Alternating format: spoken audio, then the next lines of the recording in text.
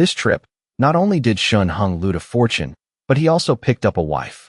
Reaching out, he took the initiative to hold Lin Lu's small hand. Lin Lu's hand trembled.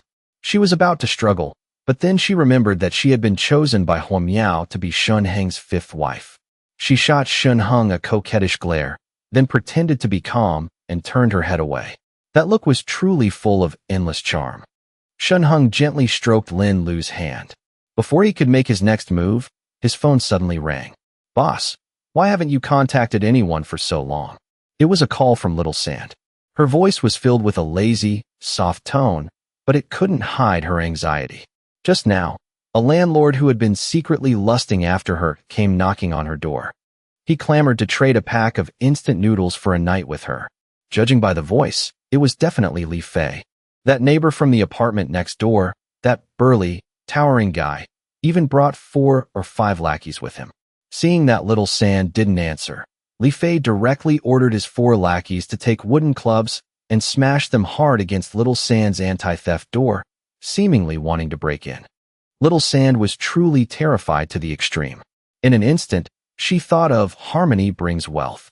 Even if she wanted to rely on a man, she should find a big shot like harmony brings wealth. He had abundant supplies and even guns. Only by following a man like that could she continue to survive. Wanting to trade a pack of instant noodles for her first night was simply a bizarre fantasy. She still had nearly 20 million saved in her account. If she wanted to buy supplies, she could find Guo Yuping to buy them at any time. How could she possibly care about his pack of instant noodles? However, the banging sounds outside the door kept ringing in her ears. Every impact felt like it could smash the entire door down. Little Sand was terrified listening to it. "What's wrong?" Shan Hung held Lin Lu's small hand and was just about to speak when he heard a loud crash from the phone, along with Little Sand's panicked voice. I. Little Sand initially wanted to maintain some reserve, but now she couldn't care less. Tears streamed down her face as she sobbed. "Can you come save me? My house is about to be smashed to pieces by them. Please take me away." What? I'm willing to do anything for you."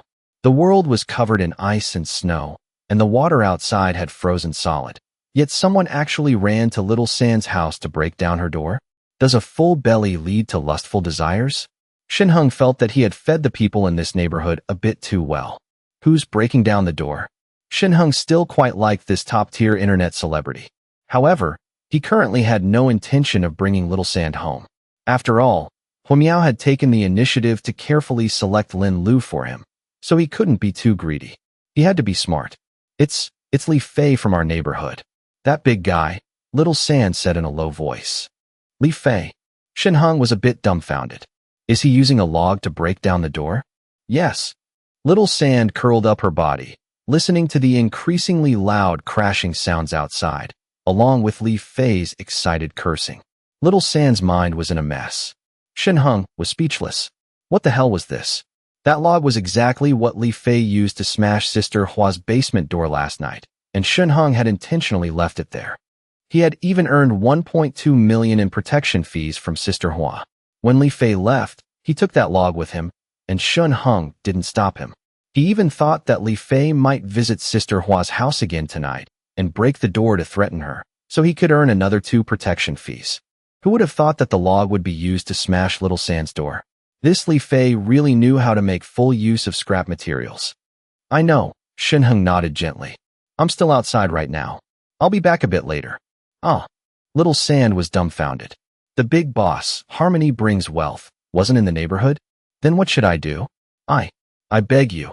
As long as you save me, I'll be your woman. You can do whatever you want with me." Little Sand burst into tears again. "I haven't even finished speaking." Shan Hung quickly coughed lightly. "I'll have someone else come save you. Just wait patiently." Okay. Little Sand nodded frantically in panic. She knew very well what her fate would be if she fell into Li Fei's hands. With such a burly and massive figure, he would probably break her legs. Besides, I can't withstand the impact of nearly 300 pounds. Little Sand knew very well that her most valuable asset was her body. She had kept her first night pristine, originally intending to save it for a wealthy tycoon she would marry in the future. However, through her live streams, she discovered that the top-ranking big spenders were all married, completely failing her standards for a mate. She was a gold digger, yes, but being a gold digger didn't mean blindly sacrificing her virginity. Now that the world had suddenly changed, she also knew very well that the only person she could rely on was harmony brings wealth. Little Sand was ready to offer herself. The reason she hadn't contacted Shan Hung for the past 2 days was that she wanted to maintain a bit of modesty. That way, when Shan Hung got her in the future, he would cherish her even more. But now, she couldn't afford to have any thoughts of modesty. She put down her phone, curled up in her blanket, and nervously played with her ears. After Shan Hung hung up, he called Old Sheen. "Hello, boss." Old Sheen answered quickly, his tone sounding very refreshed. Old Sheen had been holding back for decades, and after getting Bing Bing and Cece last night, he had become unstoppable. The two women initially thought Old Sheen was past his prime, but Old Sheen took them both on, making them submit obediently. Bing Bing and Cece were both famous female celebrities. Moreover, to be favored by Xiao or Bao, how could their looks be anything less than stellar? In the past, he could only see these female celebrities on TV. Now, they were graceful and alluring right in front of his eyes. Old Sheen fought more fiercely as the battle went on. However, at this moment, his phone suddenly rang. Bing Bing, dripping with sweat, wanted to hang up the phone to avoid someone interrupting their fun. But when Old Sheen saw it was the boss calling, he pushed Bing Bing away. Then he got up, went to the living room, and respectfully answered the phone. "Go out for a bit right now," Shan Hung instructed. "Go to building 16, second floor, apartment 221. Tell Li Fei and those guys breaking the door to get lost. There's a girl named Little Sand in the room, that internet celebrity. Bring her to my house." "Yes, boss." Old Sheen nodded seriously and hung up the phone. He quickly put on his clothes. "Old Sheen, what are you doing?" Bing Bing and Cece were obviously still unsatisfied and frowned as they asked. "The boss called. I have to go out for a bit," Old Sheen said while putting on his clothes. Bing Bing pouted. "We haven't even finished yet. Why are you leaving right away? At least let us get full first." "Yeah." Cece also looked at Old Sheen pitifully. "There's plenty of time in the future. Wait for me to come back." Old Sheen smiled. Without waiting for their reply, he turned and walked towards the basement. "Bing Bing, look at that Old Sheen," Cece said, completely naked and very displeased. "How can he be like this? Leaving us hanging halfway." The boss makes one phone call, and Old Sheen leaves immediately. He couldn't even finish this. Bing Bing nodded with a dark face. "Old Sheen is so amazing, but I feel like he's nothing more than his boss's lapdog. He does whatever the boss tells him to." "Exactly." Cece looked dissatisfied. "It's just a pity that the boss didn't take a fancy to us. He only likes Chin Xin. Chin Xin. Thinking of this colleague, Bing Bing's expression grew even more sour. "She used to be my supporting actress, and now she's climbing over my head." Thinking about it over and over, she felt a bit wronged. "Hold your anger. Listen to me. When Old Sheen comes back later, we'll do this." Bing Bing leaned close to Cece's ear and whispered instructions. Cece was stunned. "Will that work? Why wouldn't it? To the boss, is Old Sheen really less important than a girl?" Bing Bing snorted coldly. "Old Sheen is so strong. If he leaves the boss, couldn't he take us both to live a good life?" She had seen with her own eyes last night how Old Sheen trained in the villa's gym. With one punch, all the equipment in the gym was bent. How immense must this strength be? Moreover, Old Sheen didn't just use this strength in his fists. He was also full of vigor in bed. She really didn't understand why such a fierce man had to listen to that young guy. "Another little sister is calling our husband. My husband is truly full of charm." As soon as Shan Hung hung up the phone, Humao's voice drifted over. Shan Hung quickly coughed lightly and explained, "It's that bastard Li Fei. I threw that log away last night, and he took it to smash Little Sand's house. I gave him that log, so how could I just watch her die without saving her? Save her if you must, but I heard someone also ordered Old Sheen to bring her to our house." Humao turned her head and mocked. "Do you want your wife to put her in your bed too? What are you talking about?" Shan Hung looked embarrassed and scratched his head. He didn't expect Humao to hear the voice on the phone just now. Now she was imitating Chin Xin, starting to put on airs. He glanced at Lin Lu, but Lin Lu didn't have any reaction. However, she suddenly gripped his hand tightly. Obviously, she wasn't very calm inside either. She had just been designated as the 5th wife and hadn't even entered the house yet, but the 6th one was already a step ahead. Shan Hung was really too much of a playboy. Now, she somewhat understood Humao's thoughts. Blocking is worse than guiding. Instead of letting Shan Hung fool around outside, it was better to actively accept those women, unite them, and prevent more women from having the chance to get close to him. I have no objections, she said softly, blushing as she saw Shan Hung secretly looking at her. Her voice was as quiet as a mosquito. Chen Mingqing obediently followed suit. I have no objections either. What a joke among the 3 older sisters in the house, who wasn't prettier than her. Moreover, the newcomer Lin Lu also far surpassed her. If she wasn't obedient and sensible, what would she do if her husband didn't like her? She was very content. After all, besides Humao, she was the 2nd person to receive an ability fruit. That was enough to prove her status in her husband's heart. You too.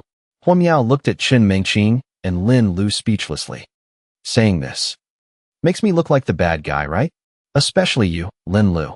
I actively accepted you, so you should have become best friends with me. Why are you siding with our husband? All right.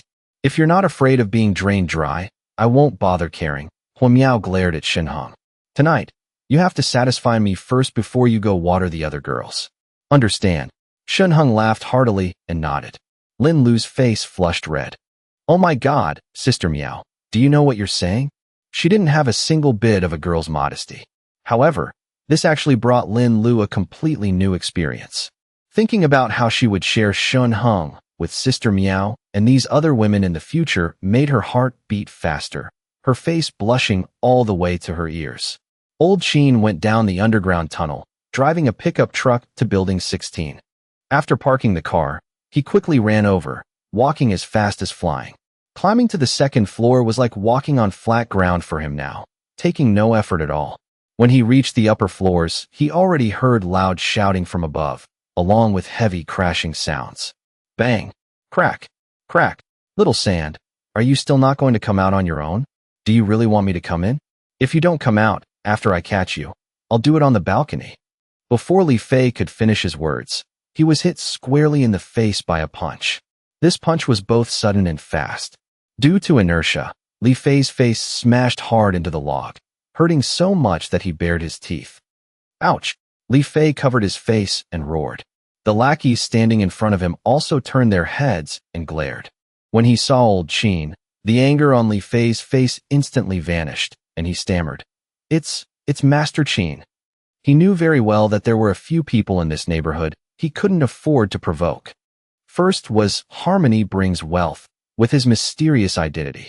The rest were his subordinates, Old Sheen, Gui Yuping, and Rinjia. He absolutely didn't dare to touch these 3. Even the lackeys under them, Li Fei had to avoid. After all, this group was all armed by Harmony Brings Wealth. If he really dared to provoke them, he'd be eating bullets in minutes.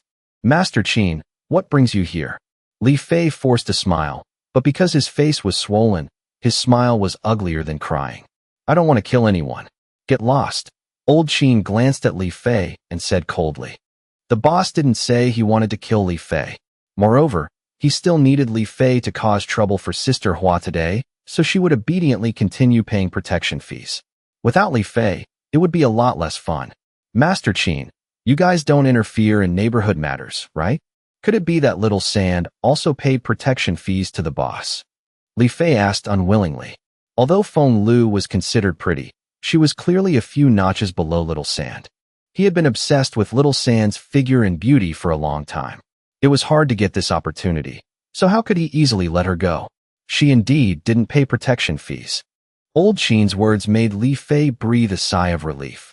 But then, he coldly added, but she has now caught the boss's eye and is the boss's woman.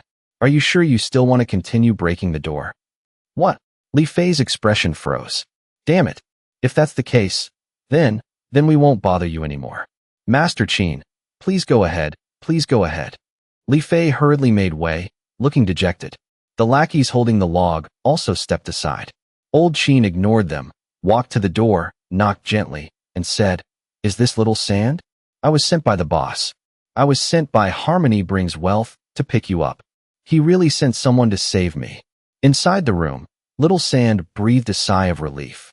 She peeked through the peephole and saw it was old Sheen, which completely erased her doubts. Because everyone in the neighborhood knew that old Sheen, the security guard at the north gate, had been taken in as a trusted aide by Harmony Brings Wealth and had moved into a villa. And Harmony Brings Wealth lived in the adjacent villa area, the second row. Those entire 2 rows had become the back garden of the Taoyuan neighborhood. Coming. Little Sand hurriedly opened the door. Seeing Li Fei and the others with their heads hung low in dejection, her face filled with gratitude. Thank you, Master Sheen. Please, don't be so polite. Old Sheen waved his hands repeatedly. He didn't dare to take the credit. Who knows, this might be the boss's 5th wife. He just needed to be serious and cautious in front of outsiders. But he didn't dare to put on airs in front of the boss's future wife. The boss said, "To bring you to his house," Old Sheen said. Little Sand nodded. Then I'll pack some clothes. Please wait a moment." Old Sheen turned around, standing guard at the door with a cold expression, and shouted at Li Fei and the others. "Why haven't you gotten lost yet? We're leaving right now." Li Fei gritted his teeth, forced a smile, signaled to the lackeys beside him, and then left. "Brother Fei, this is too cowardly. We almost smashed the door down." After going down a few flights of stairs, a lackey complained. They had thought that if Brother Fei got Little Sand, wouldn't Fonglu be given to the brothers to taste? But now, great, Little Sand turned out to be the woman of Harmony Brings Wealth. Who the hell could they reason with? Brother Fei's dream of Little Sand was shattered, and their dream of riding Fonglu was also crushed. "Shut up." Li Fei glared at the lackey who spoke, then sighed in frustration. "Good thing we didn't smash the door open. If we really did, we probably would have died just now." Everyone nodded silently. "I also didn't expect Little Sand to know the big boss. Harmony Brings Wealth." Damn it, Li Fei suppressed his anger. This bitch held it in and didn't say anything earlier. "Brother Fei," Lu Jinyang reminded from the side. "I'm afraid she wasn't the big boss's woman before this. If she had already become the big boss's woman, would she still need to be here alone? She would have moved into the big boss's villa long ago." Last night, after Li Fei left, he couldn't wait to tangle with Fonglu. When Li Fei returned, they had just finished and were almost discovered. Even so, Li Fei still looked at them suspiciously a few times. Today, Lu Jinyang naturally couldn't use a stomachache as an excuse to secretly stay with Fonglu. Hearing Li Fei call him out, Lu Jinyang honestly followed. From Li Fei's tone, he still wanted to go find Sister Hua to cause trouble tonight. Then tonight, he would just have another stomachache. Remembering Fonglu's charm, Lu Jinyang felt a burning sensation in his lower abdomen. Go on. Li Fei still had some respect for Lu Jinyang, his strategist.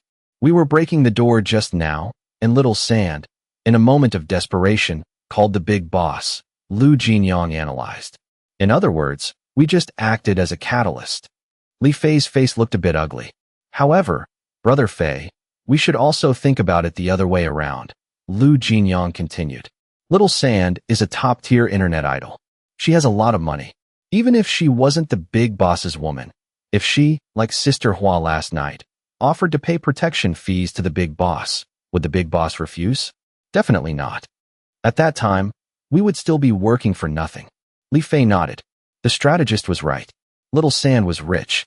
If she paid protection fees, the big boss naturally wouldn't refuse, and he wouldn't have a chance anyway. "So what do you mean?" Li Fei stopped walking. "I mean, from now on, we shouldn't touch the people who are too rich in the neighborhood. What if they have some connection to the big boss and pay protection fees? Then old Sheen or Gui Yuping will naturally appear very quickly. At that time, we'll be left empty-handed." Lu Jinyang said, "Brother Fei, didn't you want to change your taste? Someone like Little Sand won't work, but what about some ordinary families who can't afford over $1 million in protection fees in a short time? How could they ask the big boss for help? Even if the big boss likes women, he can't just take anyone. There will always be some scraps left for you. We should just target those kinds of women." "That's right." Li Fei's eyes lit up. "Jinyang, you really are my good strategist. Tell me, who should we target?" He paused, then added, "If you find me a new woman, I'll give Fonglu to you." "Haha, she has a great figure. I've always been generous to my brothers. Don't you want to try the taste?" "I've already tasted it. Last night, He even deliberately played an illicit game with Fonglu, saying that classic line, "Sister-in-law, don't move, I'm Brother Fei." Fonglu shook her hips in front of him, turning her head to look at him with a face full of lust. That scene was truly unforgettable. Lu Jinyang naturally didn't dare to say this out loud. He put on a surprised look and said awkwardly, "Brother Fei, this won't do. She's my sister-in-law after all." TCH, Li Fei scoffed. "Women are like clothes, brothers are like limbs, Jinyang. What era is it now? The apocalypse. Why didn't I lead you guys to join the big boss's team and be his lackeys?" Lu Jinyang and the other lackeys shook their heads simultaneously. "Better to be the head of a chicken than the tail of a phoenix, right?" Li Fei chuckled darkly. "The big boss definitely won't stay long in this neighborhood in the future. After all, he has guns. In the future, he might unify the surrounding neighborhoods, maybe even the entire North City. By then, do you think the big boss will have time to manage our neighborhood?" Everyone shook their heads again. "If he doesn't have time to manage it, then can't we still be our free and easy thugs? We can even do whatever we want to whoever we want. Of course. Just like you said, Jinyang, we won't touch some rich people and exceptionally beautiful girls. But as for other women, can't we play with them however we want? As long as we ensure we have supplies, many women will even actively seek us out," Li Fei sneered. "Just because you call Fonglu sister-in-law, does she really become your sister-in-law? Can't this sister-in-law be changed?" Everyone's eyes widened. "Don't you know what kind of goods Fonglu is? Last night, the whole neighborhood was gossiping about her despicable actions. A woman like that is just for fun. Are you really going to talk about feelings with her? Don't joke with me." Li Fei sighed emotionally. "It's just like those spiritual little sisters we met at the bar before. Everyone goes out to play. It's consensual. When she puts her clothes on, no one loves her more than me. But when she takes them off, who cares what she is? She's already so ruined, and I'm supposed to make her a sister-in-law? Do you think I'm an idiot? Remember, three-legged toads are hard to find, but two-legged women are everywhere." A group of lackeys nodded repeatedly, looking at Li Fei reverently, as if listening to scripture. "Brother Fei is so profound." Lu Jinyang snapped back to reality, looking at Li Fei in astonishment. He thought Li Fei was just a big, dumb brute, but he didn't expect Li Fei's mind to be so agile. "If you don't consider Fonglu a big deal, then just leave her to me." This time, he became even more clear-headed and enthusiastic. He had to find a suitable woman for Li Fei. It was best to make him feel fresh, love her, and not want to let go. But Li Fei wouldn't cherish this kind of loose woman too much. After all, he was a social media youth who hung out in bars all day. So, find a pure girl for Brother Fei. Lu Jinyang suddenly stopped walking, tilted his head, and glanced at the door plate of 901. "This apartment seems to have a woman breastfeeding. I don't know if Brother Fei would like it." Turning his head to look at the opposite door, Lu Jinyang's eyes suddenly lit up. Brother Fei only plays with uneducated, passionate, and open women. He's probably never played with a genuine female college student. "Jinyang, why are you standing still? Does your stomach hurt again?" Li Fei had already reached the 8th floor. Looking up and seeing Lu Jinyang motionless, he teased, "Brother Fei, do you want to play with a female college student? Not cosplay, but a real female college student." Lu Jinyang turned his head and asked seriously, "A female college student?" Li Fei rushed to Lu Jinyang's side with a whoosh, pointing at apartment 902. "Are you sure?" "Of course," Lu Jinyang nodded. "I live right in this area. How could I not know?" Lu Jinyang bought apartment 1001 because it was very convenient. On the first day of the heavy snow, his house was completely blocked by the snow accumulation, so he simply moved to Li Fei's house. However, he was very clear about almost all the households in the building. Apartment 902 had a pure female college student with a first love face. Brother Fei would definitely like her. Then what are you waiting for? Li Fei rubbed his hands together. "Brothers, go up and break the door for me." Little Sand finished packing her clothes and personal items and followed old Sheen downstairs. After descending only a few floors, she heard loud banging sounds coming from below. Little Sand's face turned pale. She was too familiar with this sound. Li Fei and his gang were breaking down someone else's door again. She looked at old Sheen's back, wanting to speak, but hesitating. With Li Fei's personality, he must have discovered a beautiful woman in the room, which was why she wanted to beg old Sheen to intervene. But thinking about it, he had braved the freezing cold to safely escort her away, and she wasn't even Shan Hung's woman yet. On what grounds could she ask him to intervene? Very quickly, Little Sand heard Li Fei's bizarre, cackling laughter coming from below, along with the clamor of the crowd, accompanied by a girl sobbing. You let me go? Let me go. Haha. She really is a female college student. Jinyang didn't lie to me. Li Fei looked elated. The woman in front of him, although not as stunning as Little Sand, wasn't far off. Moreover, Little Sand was the seductive type, while this female college student was the pure type, making Li Fei couldn't help but think of his elementary school crush. But just as he grabbed the female college student, preparing to drag her back to his place, old Sheen, who was standing at the landing between the 9th and 10th floors, suddenly frowned. Looking at the female college student whose face was covered in tears, looking panicked and helpless, he felt as if he had returned to being 18 years old. Old Sheen charged down fiercely. Li Fei was still cheering, but in the next second, his face was struck hard by a heavy punch. As he fell to the ground, he stammered, Master Sheen. Looking at old Sheen's cold expression, Li Fei was a bit dazed. Both sides of his face were now swollen from old Sheen's beating. Swollen to this extent. Master Sheen, could this female college student also be a woman the big boss has his eye on? Li Fei was full of anger but didn't dare to curse out loud, only asking aggrievedly. She wasn't chosen by the boss, she was chosen by me. Old Sheen glared fiercely. Are you qualified? Li Fei's mouth twitched, unable to speak. This is really... He didn't know what to say, but even if he had a few more brothers right now, they wouldn't be a match for old Sheen. Furthermore, old Sheen had Harmony Brings Wealth, backing him, the ruler of the entire neighborhood with countless lackeys and men with real guns.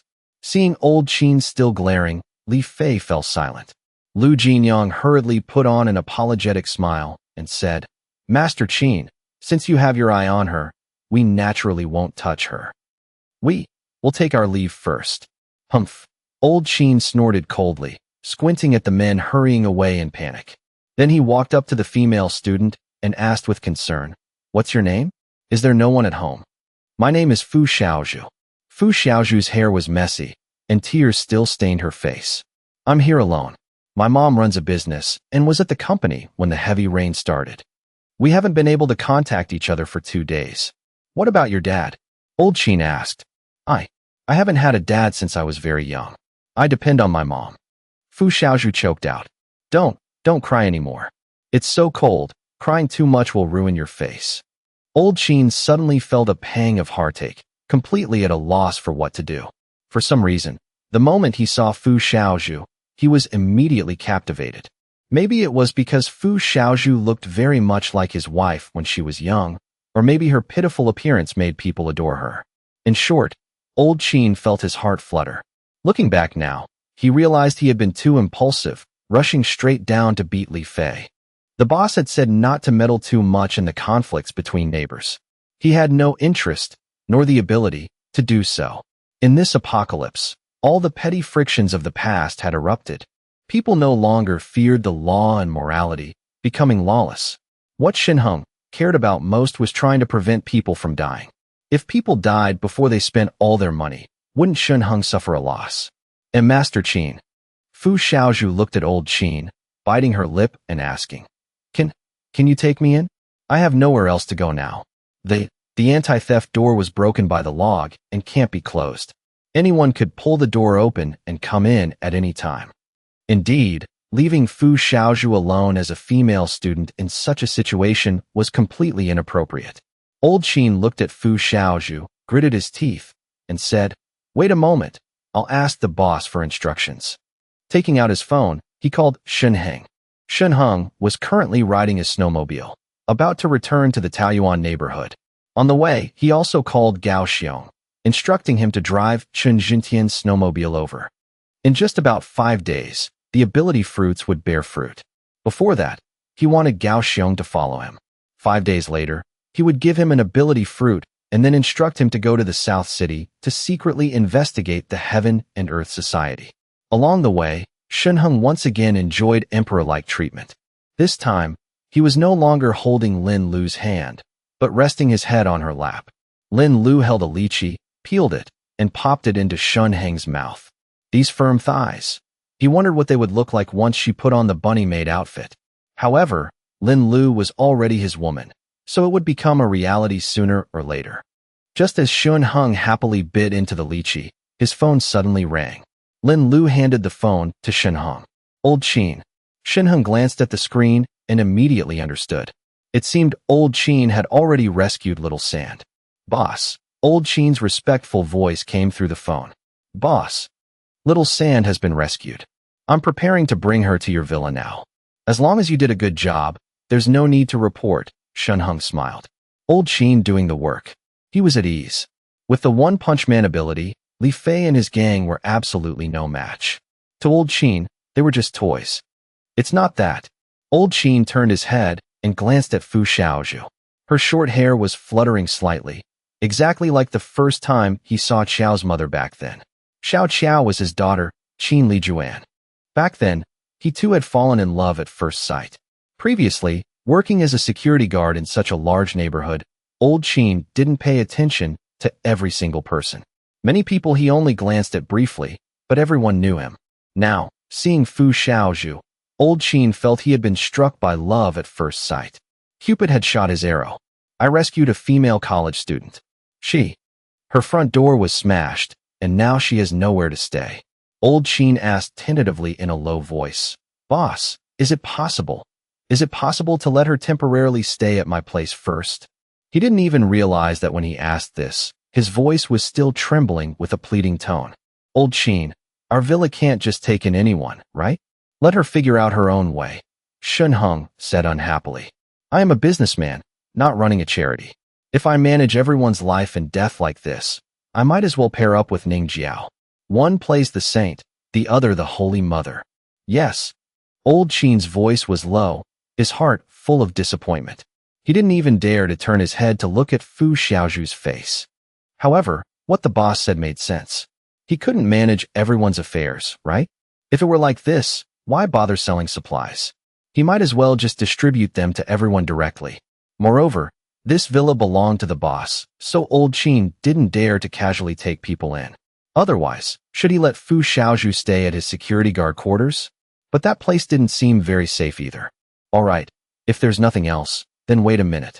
Shan Hung was just about to hang up when he suddenly thought of something. You said a female college student? Ah, yes. Old Sheen nodded repeatedly. Her name is Fu Xiaozhu, Shan Hung asked with a surprised expression. Boss, how did you know? Old Sheen's eyes widened. Damn. Shan Hung was speechless. He didn't expect these two to have such a deep connection that they could actually meet. Boss, you also like her? Old Sheen suddenly thought of something, his face filled with shock. Come to think of it, a beautiful girl like Fu Xiaozhu, the boss definitely wouldn't pass her up. No wonder he even knew her name. He must have had his eye on her early on. Old Sheen felt both aggrieved and a bit uncomfortable. Right at that moment, Shan Hung noticed the respect in Old Sheen's words and deliberately teased. That's right, I noticed her a long time ago. It's good that you rescued her. Bring both of them to my villa later. Lin Lu, who was massaging Shan Hung's head, paused slightly. The two of them? One Little Sand had turned into two people? Humao and Chun Mingqing, who were sitting in the front row, also turned their heads simultaneously. Especially Humao. She was even more surprised. Sister Hua. Husband. Although I'm very understanding and agreed to let you take concubines, aren't you being a bit too blatant? First it was Yang Jinxian, then Chen Xin, and Chen Mengqing. Today you want to bring 3 people home. Shan Hung glared at the girls, then turned on the speakerphone. B-boss. Old Sheen's voice was a bit disappointed. He hesitated for a long time, but after seeing Fu Xiaozhu's appearance, he took a deep breath, gritted his teeth, and said, Ew. You already have so many wives. Could you possibly not let her follow you? What? Does your heart ache? Shan Hung asked back. Old Sheen nodded resignedly. Yes, if you agree, I'm willing to send Bing Bing and Cici back. Humao glared. Can just any woman enter our family? Bing Bing and Cici don't look like decent women at first glance. What would I want them for? Shan Hung was speechless. If he wanted those 2 women, he wouldn't have rewarded them to Old Sheen in the first place. He really didn't expect Fu Xiaozhu to have such great charm. Old Sheen's soul was truly captivated. Boss, Old Sheen stammered, turning his head away to stare at Fu Xiaozhu. With just one look, he felt his mind and heart completely filled by Fu Xiaozhu, unable to control himself. It wasn't Bing Bing and Cici that made Old Sheen unable to control himself like this. With those two female celebrities, he only felt full of intense passion. After all, holding a woman who appeared on screen in his arms was a completely different experience. But Fu Xiaozhu made him feel true butterflies. Haha, I'm just kidding with you. If you like her, then bring her back, Shan Hung instructed. Later, when Ren Jie comes back, have him move in next to Yuping. It'll be good for Gao Xiong to keep him company. Yes, boss. Old Sheen was overjoyed. He didn't expect the boss to allow him to stay in a private villa and fully enjoy the treatment of a master. Moreover, besides the two beautiful female celebrities at home, there was also Fu Xiaozhu, who made his heart flutter with infatuation. Old Sheen walked up to Fu Xiaozhu and said, "Come live at my house." Okay. Fu Xiaozhu nodded shyly. As Old Sheen and Little Sand walked ahead, Fu Xiaozhu looked up and stared at Old Sheen's back for a long time. The scene of Master Sheen stepping in to save her just now was deeply engraved in her heart, impossible to fade. Wait. She quickly shook her head. Fu Xiaozhu, oh Fu Xiaozhu, what are you thinking? This is Master Sheen, someone old enough to be your father. But, she bit her lower lip. She had known for a long time that she liked older men, the uncle type. Now, she seemed to have developed some feelings for this usually gentle and elegant Master Sheen. Old Sheen led Little Sand and Fu Xiaozhu through the underground passage into the connected villa area. When they reached Villa number 4, Old Sheen knocked on the basement door. Very quickly, the screen on the door lit up. Old Sheen hurriedly spoke into the screen. "It's me. The boss told me to bring this girl here." The person inside the underground room was Ning Jiao. She had clearly received Shan Hung's instructions and hurriedly opened the door. What a beautiful girl. Seeing Ning Jiao, Little Sand was stunned, her expression changing slightly. She had thought there were no women in the big boss's house yet. If she came here and took the initiative, maybe she would catch the big boss's eye and become his woman. But she didn't expect there to be such a beautiful girl already, and she was even wearing a maid outfit. It was truly too seductive. "Dr. Ning, then we'll take our leave first." Old Sheen knew his boundaries very well. He didn't even step through the door, just said a quick greeting, then took Fu Xiaozhu and turned to leave. "You must be Little Sand." Ning Jiao glanced at Little Sand, feeling nervous. Although Little Sand hadn't washed her face for a few days, her beauty was still recognizable. She had also heard many people in the neighborhood sighing about the four great beauties. But usually, Little Sand stayed home live streaming, while she was busy working.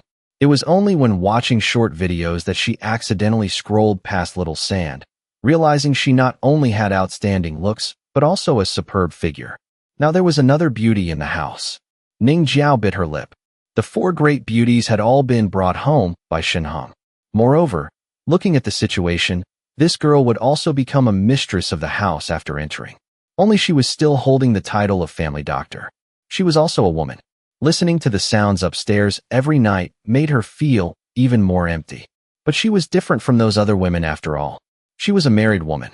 Even knowing the chances of her husband surviving were slim, without seeing his body with her own eyes, she still couldn't overcome the hurdle in her heart. "Go take a shower first," Ning Jiao sighed, turning around and saying, "This way." Little Sand obediently followed behind. After entering this villa, she was completely bewildered. The room was incredibly warm, completely different from her freezing house. And next, she saw Yang Jinxian and the beautiful, touching Yang Mushuan, and even Chen Xian, the big star. The three of them were sitting in front of the TV, laughing and playing games. Seeing Little Sand, the women turned their heads to greet her. "Hello, Little Sand." "Hello, everyone. My name is Song Yunsha." Seeing them looking so radiant and energetic, Little Sand even felt a bit insecure. However, Yang Mushuan and this Dr. Ning had dark circles under their eyes. Was this from not sleeping well? Over here, Ning Jiao led Song Yunsha to the bathroom. "You shower first. I'll get you some pajamas and other things. Shan Hung will be back later." "Ah, yes, thank you. Thank you." Song Yunsha nodded hurriedly. Looking around the bathroom, she felt a bit surreal. She could actually take a shower? Before she took off her clothes and turned on the hot shower, Song Yunsha felt like she was dreaming. Outside, people had to strictly ration even drinking water, but she could come to the big boss's house to take a shower. Is the big boss's name Shan Hung? She turned her head to glance at the massage bathtub, then lay completely inside the large tub, comfortably closing her eyes to enjoy it. Since she was here, she would just go with it. Last time, she was already prepared to offer herself to Shan Hung, but was interrupted by the news of Wang Jie. Shan Hung left in a hurry. This time she had arrived at his house. She wanted to completely entrust this precious body to him. She just didn't know which of the women outside was actually his wife. Or in other words, they were all his wives. Song Yunsha didn't find it strange.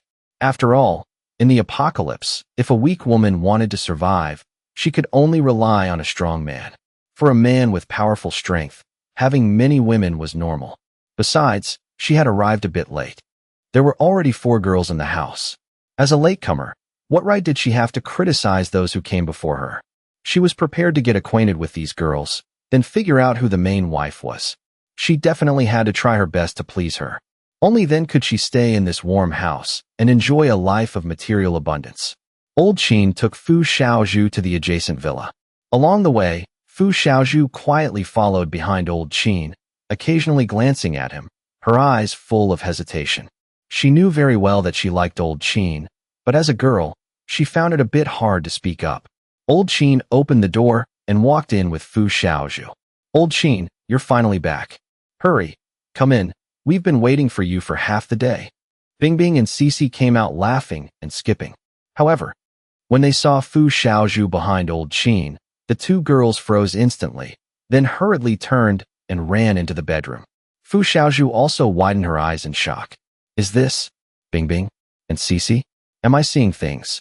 What surprised her even more was that these 2 girls, who had just happily come out to welcome Old Sheen, were wearing absolutely nothing.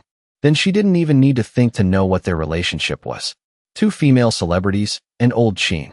Fu Xiaozhu looked at Old Sheen in disbelief, unable to recover her senses for a long time. Ahem, you go take a shower first. Old Sheen coughed lightly, saying somewhat awkwardly. Fu Xiaozhu turned her head, her eyes widening once again. She could still take a shower? Only at this moment did she suddenly realize that Old Sheen's house was very warm. She even felt a bit hot. It made sense. Bingbing and Cece weren't even wearing anything. So how could it be cold? This environment was simply too good. Fu Xiaozhu was led to the bathroom by Old Sheen, and then she locked the door. As the hot water flowed over her body, she felt so comfortable she almost cried out. With such a good environment, no wonder even 2 female celebrities were willing to be with Old Sheen. Before, she felt embarrassed to speak up, but thinking about it now, Bingbing and Cece were already Old Sheen's women. So what did she have to be embarrassed about? If she could stay in such an environment every day, she would wake up laughing from her dreams. Moreover, Old Sheen was so capable and could protect her. If she wanted to continue staying, she had to have a suitable status, right? Becoming his woman. At this exact moment, Fu Xiaozhu made up her mind. Meanwhile, outside the room, after Old Sheen took Fu Xiaozhu to shower, he returned to the bedroom.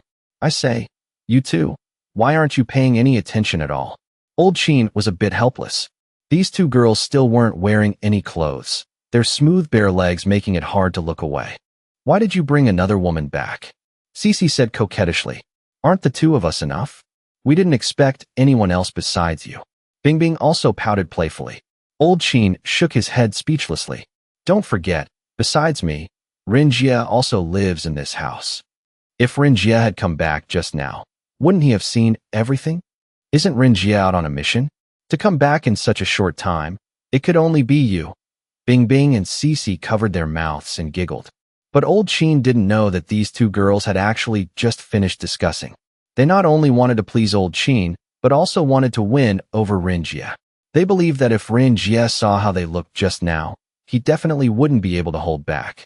It was just that Old Sheen coming back disappointed them a bit. But that was fine too. Old Sheen was good too. His combat power was super terrifying. Just thinking about it, Bingbing even started drooling. She stared blankly at Old Sheen, then lifted her leg and waved. What are you waiting for? Hurry up, Old Sheen. We weren't satisfied just now. This time, You have to try your best to satisfy us completely. Old Sheen couldn't hold back anymore. He roared like a tiger and lunged forward. Old Sheen, Bing Bing, and Cece were in the midst of passionate lovemaking, constantly engaging. At the same time, Fu Xiaozhu had finished washing up.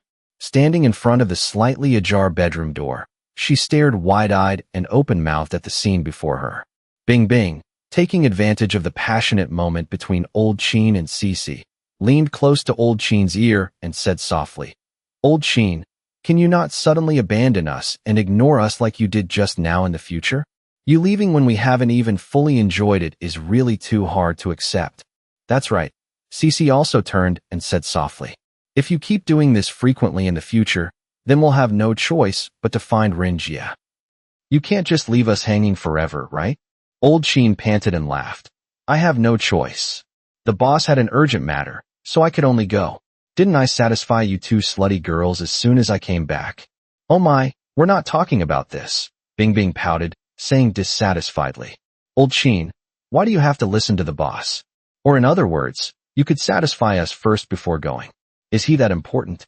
Old Sheen stopped his movements and frowned. "What do you mean? We just feel." Bing Bing looked at Old Sheen's expression, gritted her teeth, and said, "Didn't the boss just say you had to go to work immediately? You're not his lackey. You're so capable and strong. Is it that you can't survive without him?" She winked at Cece. Cece hurriedly and proactively moved her body, making Old Sheen's brows relax, his face beaming with pleasure. "I was thinking, you're so strong. Wouldn't it be great if the three of us lived together in the future? Do you still want to constantly listen to the boss? He just makes one phone call, and you hurry off. This is too tiring. What if something unexpected happens one day? Then what should we do?" Bing Bing acted coquettishly. "No matter how strong you are, there will be times when a boat capsizes in a gutter, right? Even if it's for the two of us, you should think about it carefully." "That's right. We're doing this for your own good, Old Sheen." Cece's movements grew faster. "Are you trying to make me betray the boss?" Old Sheen's eyes widened, his face expressionless. "It's not betrayal. That sounds so heavy," Bing Bing giggled. "We just want you not to be so tired. You're definitely the strongest person beside the boss, right? The boss should be begging you. Why do you always have to listen to him? Isn't it just because he has supplies?" This woman indeed had a quick mind. In her view, Old Sheen was so strong, there was absolutely no need to listen to that young Shan Hung. Moreover, previously when Shan Hung and the others broke into Xiao Erbao's villa to kill people, when the gunshots rang out, these two women hid under the bed, trembling. They didn't clearly see the scene of those people fighting.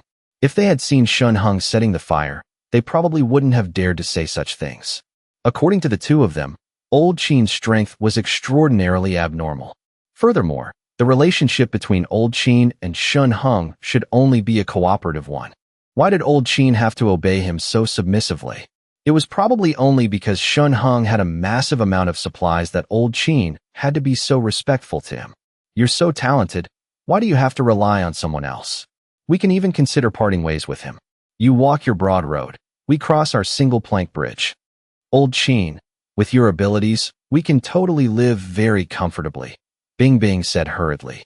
Cece didn't have time to talk, only twisting her body vigorously.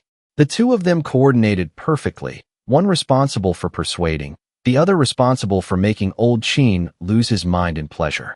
"What you say sounds quite reasonable." Old Sheen glanced at Bing Bing. Then he nodded slightly. "Go on." Bing Bing's spirits lifted. There was hope. She had said it before, they were female celebrities putting in such effort. What kind of man wouldn't yield? "If you're not at ease, we can pull Rinjie to our side." "How do we pull him over?" Hearing Old Sheen's question, Bing Bing calmly opened her mouth. "Seduce him, of course. Rinjie is also very strong, right? I heard yesterday, when you guys went to kill Xiao Erbao, the boss made Rinjie stay home to guard those girls for him. On what grounds? If Rinjie agrees to cooperate with us, we might even have a chance to kill the boss. That way, all his supplies will be ours." Old Sheen squinted at Bing Bing. "Just with this. Of course, if you don't mind, we're also willing to sacrifice a little," Bing Bing said softly. "Actually, in our hearts, we still love you, but we have to consider the bigger picture. You guys weren't wearing anything just now. You were probably thinking that when I left, it would be Rinjie, right? Old Sheen asked. Why yes, that's right. Bing Bing didn't hide it, nodding gracefully. If there were 4 people, wouldn't you feel it's even more exciting? Of course, we're doing this, more importantly, to help you. Fu Xiaoju's eyes widened.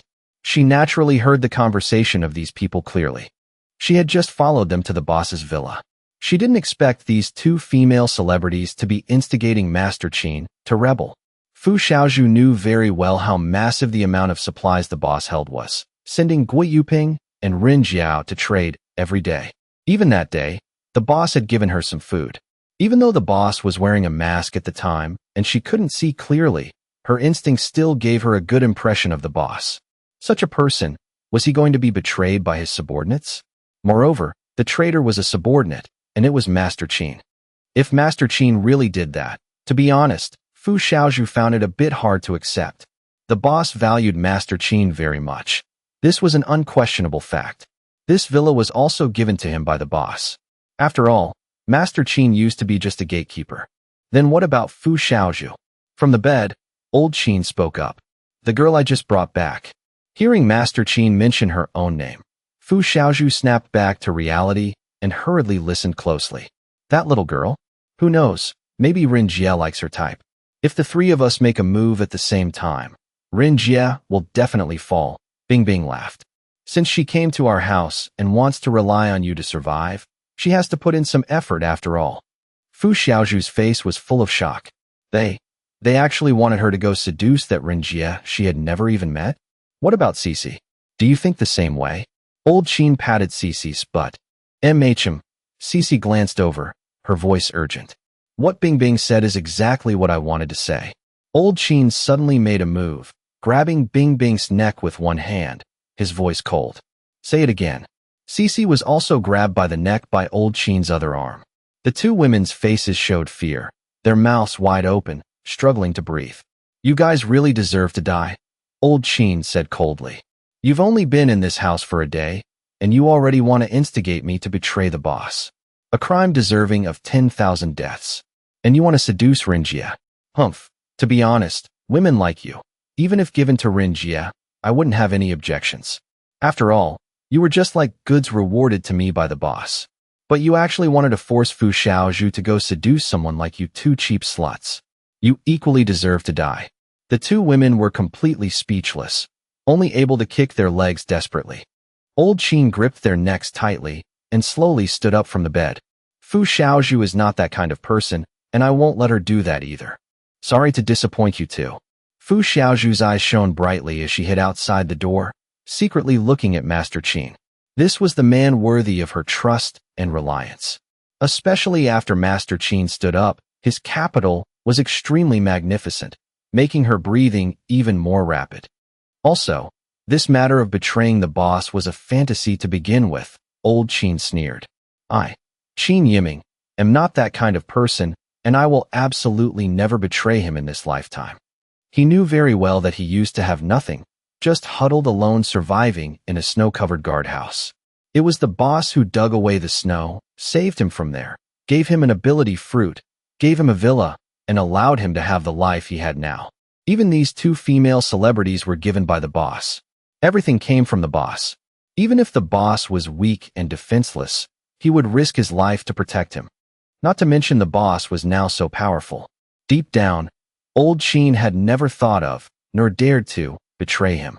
How could he easily listen to the pillow talk of these 2 women? Old Sheen jumped out of bed, lifting the 2 women as if grabbing 2 chicks, and quickly walked out the door. Fu Xiaoju couldn't dodge in time, so she inevitably bumped into Old Sheen. You finished washing up? Old Sheen looked at Fu Xiaoju, feeling a bit awkward. Actually, he had already noticed Fu Xiaoju hiding outside the door. Coming out naked now was also intentional, just to see Fu Xiaoju's reaction. Fu Xiaoju's face flushed red, and she lowered her head. But having already seen little Sheen, she hurriedly turned her head away, yet couldn't resist secretly looking back. Seeing this scene, the corner of Old Sheen's mouth twitched up. Then he pretended to be calm and said, I'll deal with these 2 women first. Wait for me a moment. Without waiting for the 2 women to speak, Old Sheen quickly went upstairs, forcefully pulled open the 3rd-floor window, and threw the 2 of them out. As soon as the window opened, a fierce cold wind rushed in. Even though old Sheen was an ability user, he felt a chill all over his body, let alone these two women. Thrown outside, Bing Bing immediately let out a scream. Old Sheen, we were wrong. We won't dare do it again. Old Sheen, don't do this. Let us back in. It's too cold. Cece also shouted desperately. Old Sheen coldly closed the window. The two women desperately banged on the window, but their cries for help could no longer be heard by old Sheen inside the room. He just looked out the window coldly. Not long after, the two women's movements of banging on the window became slower and slower. Their entire bodies, from top to bottom, were covered in a thick layer of ice, turning into two ice statues. They still maintained their terrified expressions, but had completely lost their vitality. Old Sheen snorted coldly and turned to go downstairs. As soon as he reached downstairs, he saw Fu Xiaozhu sitting on the sofa, looking a bit restless. Just now, Fu Xiaozhu. I threw them outside to freeze to death. Old Sheen shook his head. Asking me to betray the boss. This is absolutely impossible. You probably heard it too. They even thought of letting you. To be honest, from the first time I saw you, I couldn't help but want to protect you, which is why I saved you from Li Fei's hands. But they dared to say such shameless things. I absolutely will not allow it, Old Sheen said righteously. Fu Xiaozhu was moved, staring at Old Sheen. Her gaze slowly moved down along Old Sheen's face, finally stopping. I'll go put on some clothes first. I forgot. Old Sheen scratched his head and hurriedly stood up. Wait. Just as he stood up, Fu Xiaozhu's voice echoed deeply from behind him. It's very uncomfortable, isn't it? How about I help you? Old Sheen suddenly turned his head to the side, his face full of disbelief. In the white world, with snow rustling down, a snowmobile glided silently. It quickly approached the Taoyuan neighborhood. Very soon, after entering through the north gate, the vehicle stopped at the connected villa area. 3 women and 1 man stepped out of the vehicle. It was Shan Hung and the others who had been running around all day. In the clean courtyard, a smart snow-clearing robot stood in a corner. Once a thin layer of snow accumulated on the ground, the robot would automatically start and begin clearing it. Shan Hung was just about to go home, but unexpectedly saw outside the window of Old Sheen's villa next door, Bing Bing and Cece were standing naked. He was stunned. Not bad. What kind of game is Old Sheen playing with them? This is too exciting. But looking closer, these 2 women seemed to have been frozen solid. Playing this big? Literally playing to death? Shan Hung revealed a shocked expression. What are you looking at? Humao twisted Shan Hung's ear and frowned. Aren't the few of us at home enough for you to look at? Why are you staring at others? Ahem, it's not what you think. I'm just curious why Old Sheen threw the 2 of them out, and without any clothes on. Shan Hung shook his head and sighed. What? Do you feel heartache? Humao snorted. Those 2 female celebrities, you can tell at a glance they're not good people. It's good they're dead. Previously, these 2 had even tried to seduce Shan Hung. However, Shan Hung didn't fancy them and directly gave them to Old Sheen. After experiencing the apocalypse and possessing abilities, Humao had a deeper understanding of this cruel world. Without abilities, one simply couldn't survive out there. Who knows how many people starved to death, how many couldn't bear it and lay in the snow eating snow, only to eventually freeze to death. If these 2 female celebrities didn't have some beauty, they probably would have died yesterday. Shan Hung didn't say anything more, just nodded slightly, then turned and opened the door. He didn't consider it a big deal either. After all, in the apocalypse, even top-tier female celebrities were just playthings for others, let alone these third-rate minor celebrities. Upon returning home, the girls playing games immediately gathered around. Husband, Yang Jinxian and Shin Xian threw themselves into Shan Hung's arms. Song Yunsha, who had just finished showering, with a flushed face, boldly whispered, husband. You are little sand. Humao evaluated Song Yunsha. You must be Sister Miao. Nice to meet you. My name is Song Yunsha. Nickname is Little Sand. Song Yunsha said hurriedly in a flattering tone. She had just heard that Humao was the #1 mistress of the house. It was precisely because of Huamiao's generosity that the other women could enter this villa and enjoy their current high-quality life. You know how to talk. Seeing Song Yunsha's attitude, Huamiao nodded in satisfaction. Song Yunsha was famous alongside her as one of the 4 great beauties of the neighborhood. Her looks and figure were top-notch, especially that pair of weapons. Even the pajamas couldn't seem to hide them. Moreover, this woman must have known her husband early on. Her husband personally designated her to come here, so Humao naturally couldn't have any objections. After Lin Lu saw the girls in the house, she was completely dumbfounded. Didn't he say there were 2 wives in the house? Even with little sand, there should only be 3. But why were there 5 absolutely beautiful women? What she didn't expect even more was that she actually knew 2 of the other wives. You are Lin Lu. Yang Jinxian looked at Lin Lu, finding it a bit hard to believe. Sister-in-law. It's me, Lin Lu nodded awkwardly. The Lin family and the Song family were both prominent families in the North City, and the 2 sides had had some collaborations. She had attended quite a few business banquets and cocktail parties. Naturally, she had met the young madam of the Song family, Lin Lu, quite a few times and respectfully called her sister-in-law. After Song Guangming died, Yang Jinxian left the Song family, so she hadn't seen her again. She didn't expect to see her now in Shan Hung's house, and as one of Shan Hung's wives. So in the future, she would have to share a husband with her sister-in-law? And another person who shocked her even more was Chen Xian. Lin Lu, you are that young lady from the Lin family? Chen Xian looked at Lin Lu with some surprise. During her acting career in Jiangxing, she had also taken on a few commercials. Among them, the Lin family had invited her to be the brand ambassador for their products. So when Chen Xian attended the press conference, she naturally met Lin Lu. Back then, she had sighed with emotion that the Lin family's young lady had fair skin and a beautiful face. If she entered the entertainment industry, she would definitely have countless male fans. Now she had followed her husband home. Chen Xian really didn't feel too awkward. After all, having decided to become Shan Hung's woman, naturally, quite a few people would recognize her. The halo of the entertainment industry was so faint. In this apocalypse, it couldn't be used to make a living. As long as she became a good wife to Shan Hung and served him well, that was enough. Those fleeting moments of glory, let's just consider them beautiful memories. Trying to survive is what matters most now. After the girls greeted her, Lin Lu was taken for a bath. The remaining girls chattered as they crowded onto the sofa. Shan Hung had Huan Meyer, Yang Jinxian, and Chun Mingxing before him, with Chun Shin sitting on his lap, arms wrapped around his neck. Song Yunsua was in a corner of the sofa, and not far away were Ning Jiao and Yang Mushuan. There were now a total of 8 girls in the house.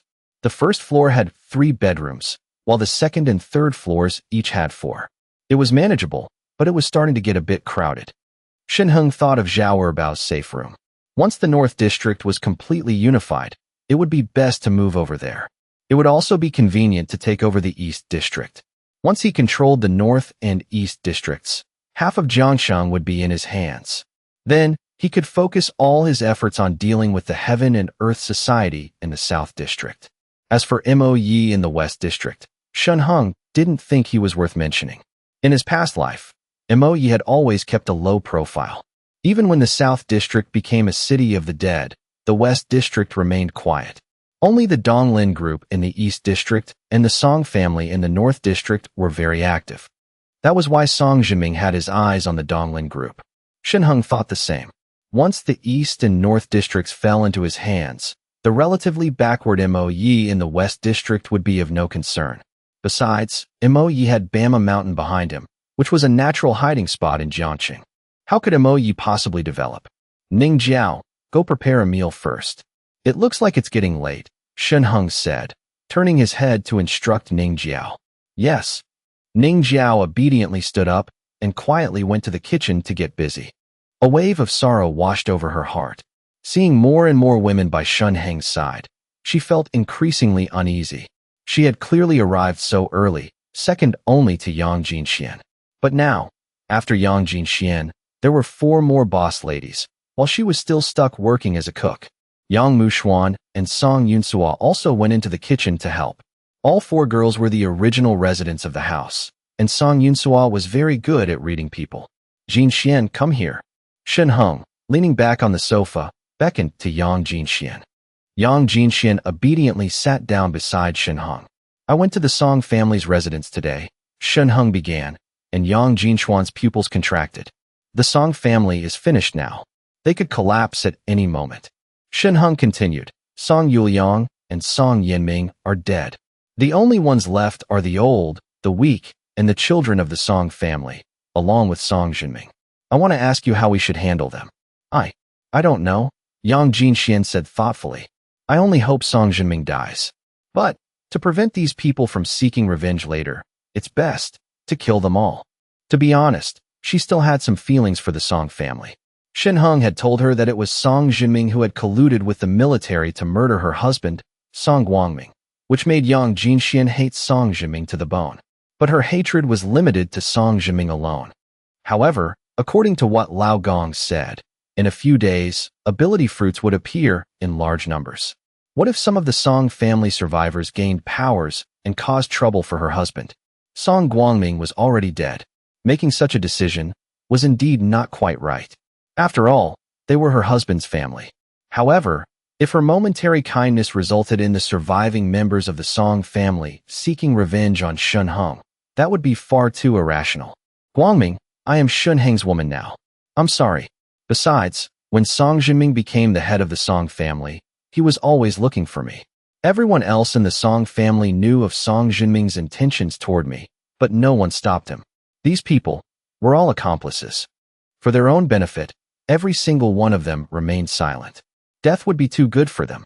Hearing Yang Jinshuan's words, a look of approval appeared in Shan Heng's eyes. He couldn't help but glance back at Ning Jiao, who was busy in the kitchen, and sighed inwardly. They were both women, so why was Ning Jiao so much worse than Yang Jinxian? Ning Jiao naturally heard Yang Jinshuan's words as well. A look of shock crossed her face, but then she saw Shan Hung glance at her, and a shiver went down her spine. She thought about her own actions when she first came to Shan Heng's house, and sighed to herself. A single sentence decided the fate of so many people. She knew she couldn't do it. Moreover, as a doctor, she always wanted to save people. No wonder Shan Hung called her a sanctimonious bitch. Shan Hung had thought Yang Jinxian would plead for the Song family members. He hadn't expected her to be so considerate of him. This was a good woman. I'll reward you well tonight, Shan Hung whispered, leaning close to Yang Jinxian. Yang Jinshuan's face instantly turned beet red. She shot Shan Hung a look, her eyes filled with a captivating charm. Just then, the phone suddenly rang. It was Gui Yubong. Boss. Gui Yubong's respectful voice came through the phone. Today, we took over 3 residential complexes and recruited over 800 new brothers. Transaction revenue has exceeded 200 million. That fast. Shan Heng's face lit up with joy. They were all practically starving to death. When they heard we were selling supplies, many homeowners voluntarily maintained order. When they heard we were recruiting, they couldn't wait to join. And that's only because I was selective, choosing only young, strong men. If there were no restrictions, I'm afraid our team would have exceeded 3,000 by now. Gui Yubong reported hurriedly. Among them, a few performed quite well. Rinjie and I both think highly of them. There's one guy in particular who is incredibly brave. Rinjie is very pleased with him and has already brought him to his side. He wants to bring him over for you to see later. Right? I'm also having people collect the green plants. I've arranged for our people to transport them back to the Taoyuan complex. Shan Heng nodded. All right, you guys come to my house in an hour. We'll have a small meeting. Yes, boss, Gui Yubong replied. He was settling more and more into his role as a strategist. He handled most of the overall planning, arrangements, and communication. He also vaguely guessed that the boss's intense focus on collecting green plants was likely related to ability fruits. But he was extremely honest and dutiful, not secretly keeping anything for himself. He even took the initiative to have Rinjie help him inventory the number of potted plants transported on each snowmobile for the record. Upon returning to the Taoyuan complex, he would check again to see if any plants were missing. If any were found missing, he would immediately inform Rinjie to question the transport personnel. Hanging up the phone, Lin Lu also came out of the bathroom. Her hair was wet, elegant yet alluring. Her fair skin was incredibly smooth, and her features were exquisite. She was a classic pale, rich beauty. Coming out of the bathroom, she glanced shyly at Shan Hung. Surrounding him were 4 stunningly beautiful women, each with her own unique charm. These must be Shan Heng's 4 wives. And she was the 5th. And the pretty internet celebrity busy in the kitchen was the sixth. Come here. Shan Hung saw Lin Lu and pointed to the sofa. Lin Lu, her face flushed, sat down opposite Shan Hung. She was wearing a very short nightgown, and Shan Hung stared without blinking. Although the four women in his house were no less beautiful than Lin Lu, she had a certain quality that made men desperately want to conquer her. Noticing Shan Hung's gaze, Lin Lu shifted uncomfortably, then grabbed a throw pillow and placed it on her lap. There are so many people here, and he's still staring at me like that. My husband is such a pervert. She thought shyly, completely unaware that she had unconsciously started calling Shan Hung husband. After a sumptuous dinner, Lin Lu had been completely won over. The room was as warm as spring, and she got to enjoy delicious food. Before the apocalypse, she had eaten these dishes countless times, but when the heavy snow fell, the Lin family also faced food shortages. Especially after her father's death, Lin Lu had gone hungry for days. Not only were there fresh vegetables and meat, but there was even seafood. The meat was tender, as if it had just been butchered and had never been frozen. In this kind of weather outside, where did these dishes come from? She looked with curious eyes at Shan Hung, who was chatting happily. No wonder so many beautiful women were willing to follow him. Even she herself couldn't refuse this kind of life. She sat next to Shan Hung. When dinner began, Shan Hung just held her hand under the table. Her face flushed red to her ears. By the time the meal was over, Shan Hung's hand was on her thigh. She just lowered her head, seemingly having tacitly accepted his actions. Just after dinner, the cell phone rang. Gui Yubong reported that he had brought everyone to the door of the basement room. Ning Jiao, Mu Xuan, you two clean up first. The rest of you, come with me to the meeting room. Shan Hung instructed the two women, who nodded. There was nothing they could do. Who told them they weren't Shan Hung's women? They weren't qualified to participate. Chen Shin stood up to change clothes. Lin Lu and Song Yunsua were a bit dazed. Let's go change too, Chen Shin said, pulling the two of them into a room. Why do we have to change again? Lin Lu asked. Are you going to meet your husband's subordinates in a nightgown? Chen Shin retorted. Lin Lu looked down and saw she was wearing a ridiculously short nightdress. Her face instantly turned bright red. Wear my clothes for now. Later, just tell our husband what brand of clothes you like, and he'll conjure them up for you, Chen Shin said with a smile. Conjure. Lin Lu and Song Yunsua were both a little stunned. Once our husband knows your measurements, the clothes will have the right measurements too, Chen Shin said in a low voice. Just wear mine for now. We'll ask him for some later. Lin Lu and Song Yunsua glanced at each other, their faces flushing red. Nose. They both understood what that meant. Soon, they changed into Chen Shin's clothes. Although not a perfect fit, they were quite suitable. They looked very professional, like two powerful women from the business world. Especially Lin Lu, after putting on the women's suit. She looked even more like a female elite. The girls went to the meeting room. In the room, Shan Hung and the others were already seated.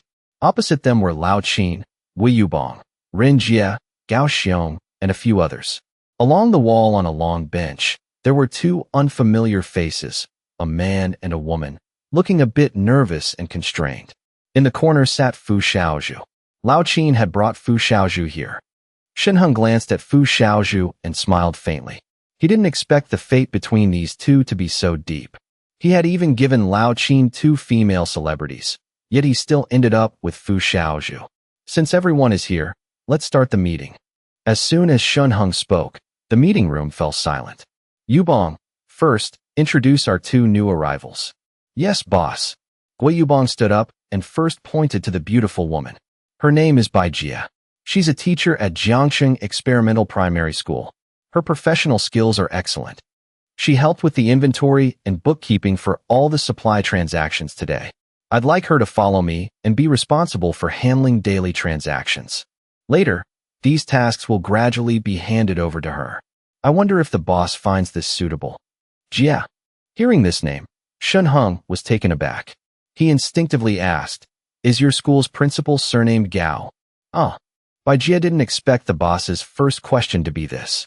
She shook her head in a daze. No, he's not. Shan Hung nodded and quickly coughed lightly. If Yuping thinks you're capable, then stay. I hope you work hard. Your supplies will be fully guaranteed. Thank you, boss. Bai Jie bowed her head in thanks. And this is Hu Wenxin. Rin Jie thinks highly of him. He has fluent martial arts skills. Today, someone fought over supplies, and he stepped forward to maintain order during the transaction. He also dealt with those troublemakers. Gui Yupeng turned to Hu Wenxin and said, "Introduce yourself to the boss." "Hello, boss. I am Hu Wenxin." Hu Wenxin stood up. "You can call me Xian. My high school grades weren't very ideal." Shan Hung's lips twitched slightly, his face showing surprise. "But that's okay." Hu Wenxin continued his introduction much more normally. "So my family sent me to join the army. I was in the military before, just discharged and waiting for job placement. But then the ice apocalypse hit. My family had nothing to eat. Brother Peng and Brother Jie came to our neighborhood to promote trading. I was extremely grateful, so I volunteered to go downstairs and help maintain order. As a result, some people wanted to cause trouble, so I stepped in to teach them a lesson and caught Brother Jie's eye. He intentionally let me follow him." Xian. "Bai Jie?" Shan Hung's lips twitched. He turned his head and glanced at old Sheen, and there was also security guard Sheen. Crouching tigers and hidden dragons, all gathered by his side. It always felt a bit improper, didn't it? Could he really lead a team like this? Then let's welcome our 2 new members. I hope you will become core members of my team, just like Yupeng and the others. Rest assured, I will absolutely not mistreat any brother." Shan Hung regained his composure and smiled. "Thank you, boss." The 2 bowed to the boss again. "Old Sheen, tell us about your side. What happened with Bing Bing and Cici in the snow?" Shan Hung asked. "Boss, this is Fu Xiaozhu, my wife." Old Sheen hesitated for a moment, then took the initiative to stand up and introduce Fu Xiaozhu. Fu Xiaozhu also hurriedly stood up. "We've met before. We even added each other as friends back then. I didn't expect you and Old Sheen to get together." Shan Hung smiled. "Yes." Fu Xiaozhu nodded.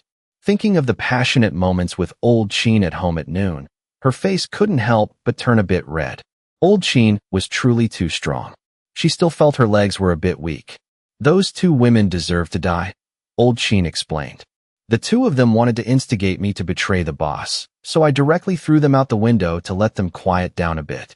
They really did quiet down a bit. They've both frozen into 2 ice statues." However, Shan Hung truly didn't expect these 2 women to be so bold. Having only followed Old Sheen for a day, they already instigated Old Sheen to do such a heinous thing. He really didn't know if they had brains or not.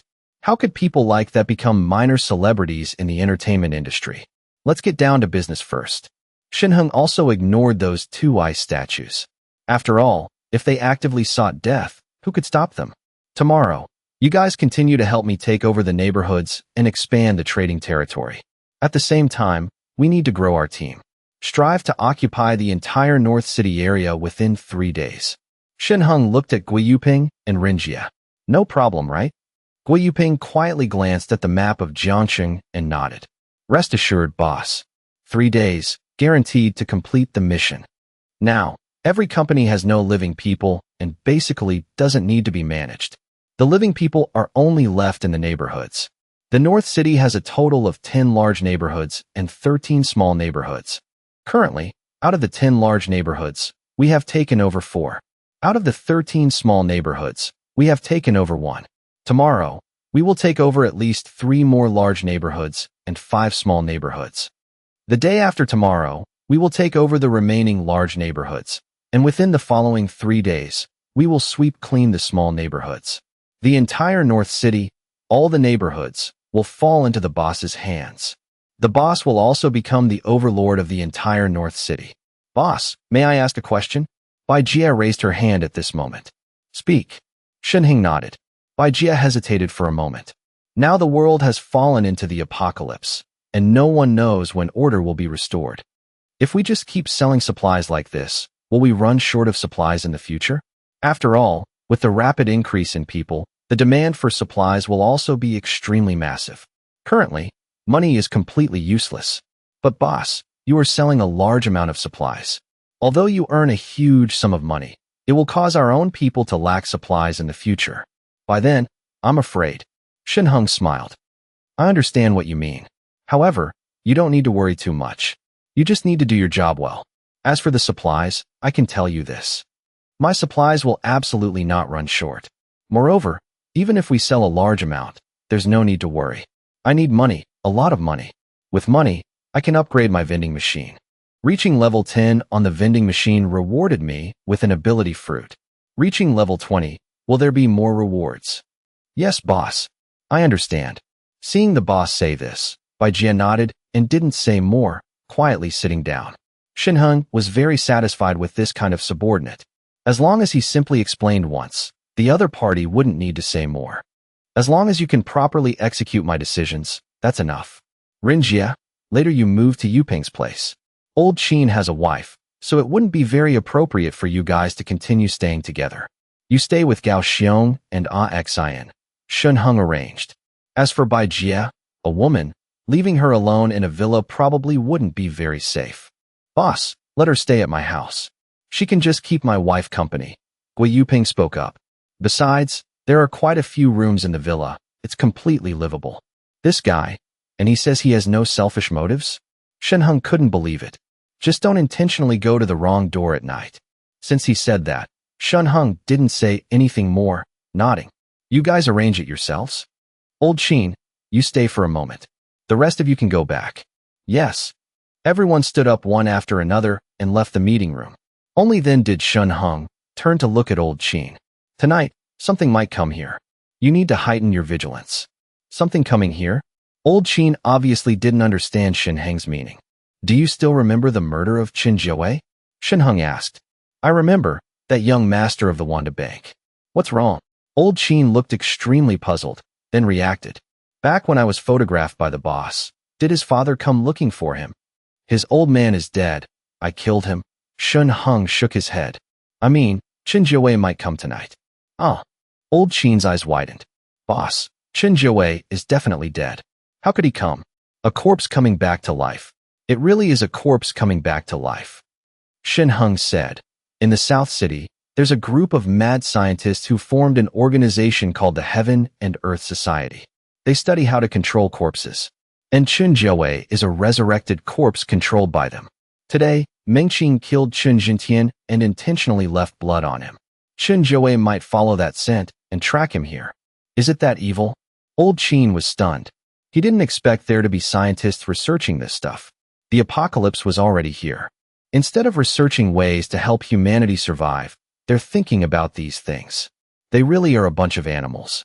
Pay a little attention these next few days, Shan Hung instructed. Tomorrow, you don't need to go out. Stay home and keep watch. Rest assured, boss. Old Sheen nodded in response and turned to leave. Shan Hung returned to his room, lay on the sofa, and picked up his phone to look. First, he opened the WeChat group. Thanks to purchasing supplies from door to door, life in the entire Taoyuan neighborhood had become increasingly calm. Moreover, in Rinjia's team, many people were equipped with guns. Adding to the fact that Shan Hung had killed quite a few ambitious people, the neighborhood was thoroughly under his control. But many people who originally had conflicts in their daily lives completely disregarded each other when the apocalypse hit. Every day in the neighborhood, there were curses and obscenities. The atmosphere was extremely tense and aggressive. Shan Hung only scrolled through a few times. Many people were cursing at each other, and the foul language was extremely abundant. Among them, Li Fei and his brothers were the ones cursing the most fiercely. One by one, they continuously called out Su Qiao, telling him to get the hell out. However, today, Su Qiao didn't have his previous arrogant demeanor and didn't react at all. Damn it, this guy won't come out. In Li Fei's house, a lackey sat on the sofa, frowning and looking up. It should be about time, right? Li Fei, whose face was still swollen, asked. Brother Fei, it's almost time. Lu Jinyang glanced at the time and nodded in response. Since Gui Yuping collected the protection fee yesterday, 24 hours had passed. He didn't dare to gamble either. After all, Gui Yuping had made it clear to him yesterday that he collected Sister Hua's protection fee, but the implication was that after one day, he could go find Su Qiao to cause trouble again. To ensure safety, Li Fei intentionally waited a bit longer. In the afternoon, he was beaten up twice by old Sheen. Li Fei didn't go looking for any more girls either, but directly lowered his head and went home. Beside him was only Fonglu. Li Fei, full of anger, dragged Fonglu into the bedroom. A moment later, sounds of ah echoed from inside. In the living room, The lackeys drooled as they listened, especially Lu Jinyang. He had tasted Fonglu last night. A group of vigorous young men who had been holding back for over a week, hearing these sounds now, made their hearts even more restless. Even if Sister Hua were right in front of them, they probably wouldn't be able to hold back and stand still. 5 minutes later, Li Fei walked out of the bedroom with a refreshed look on his face, pondering. The time was almost up just now. I also did a round, so it's definitely been over 24 hours. Let's go, brothers. Grab your clubs, and let's go find Su Xiao. Now it wasn't for Fonglu, but to regain his own face. He was determined to become the biggest hooligan boss in the neighborhood, yet he couldn't even handle a lowly Su Xiao. How would he make people submit to him in the future? The lackeys beside him had long wanted to rely on Rinjia. If Li Fei hadn't kept brainwashing them with freedom and a carefree life, this team would have disbanded long ago. This time, catching Su Xiao would not only regain face, but also help the lackeys consolidate their confidence. Husband, you can do it. Fonglu leaned against the bedroom door, looking at him affectionately. Don't worry. Today, without Gui Yupeng's support, let's see who else Su Xiao can rely on. Lu Jinyang glanced at Fonglu with a hidden meaning. Fonglu's eyes flirted back, also winking at Lu Jinyang. Li Fei was a stupid brute, completely useless. Better not to do it at all. Now she felt left hanging, which was even more uncomfortable. She wished Li Fei would quickly get out of sight, and then she and Lu Jinyang. Li Fei waved his hand, leading a group of lackeys with clubs, clamoring to go out. Suddenly remembering something, he turned his head to look at Lu Jinyang and said, Jinyang, you won't have a stomachache again tonight, will you? If you were there yesterday, we probably would have attacked already. It wouldn't have come to the point of bringing Gui Yupeng. Lu Jinyang's expression stiffened slightly, and he gave a dry laugh. It's temporarily better. That's good. Li Fei smiled and put his arm around his shoulder. We brothers are of one mind, and the benefits are also of one mind. Today we will skin Su Xiao alive. Lu Jinyang looked miserable. He turned his head and carefully glanced at Fonglu. Fonglu angrily pouted and stood in place. Her good time with Lu Jinyang was ruined. Ouch, Brother Fei, my stomach is feeling a bit uncomfortable again. I don't know if it's because I've eaten too much instant noodles these past 2 days. Lu Jinyang suddenly frowned, rubbing his stomach in pain. Oh, Li Fei was stunned. Did you ruin your stomach? Probably, I guess so. Lu Jinyang looked embarrassed. Li Fei suddenly pulled Lu Jinyang close to his ear and whispered, You don't actually have a stomachache and are intentionally not wanting to go, are you? Lu Jinyang's heart suddenly skipped a beat. He wanted to intentionally stay home. Li Fei looked around the room suspiciously, his gaze finally landing on Fonglu. Lu Jinyang's face turned pale. Could it be he had been discovered? What are you doing at home, kid? Without you here, I feel like I've lost all interest. Li Fei's gaze finally left Fonglu. He patted Lu Jinyang's shoulder and smiled. Fei, I think I held it in. Lu Jinyang's back was drenched in a cold sweat. Li Fei grinned. Then let's go? Once we catch Su Xiao, this entire Taoyuan complex, aside from Gui Yubang's crew, will be ours to command. Li Fei leaned in and whispered in Lu Jinyang's ear. After we catch Su Xiao, we can take advantage of the brothers' high morale and go find some college girl to break in. I'm telling you, Jinyang, as long as you help me find a girl prettier than Fonglu, then Fonglu is all yours. Li Fei winked. But, until I find someone better, Fonglu is still mine. You're not to touch her. You know my rules, right? I know. Lu Jinyang nodded repeatedly.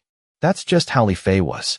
As long as a woman was his, he would absolutely not allow anyone else to touch her, not even once. If a more beautiful one came along, he would abandon the old one without hesitation, even actively introducing her to his brothers. In other words, only when Li Fei gave his approval could he openly be with Fonglu. And right now, if Li Fei found out about his secret affair with Fonglu, there would be absolutely no good outcome.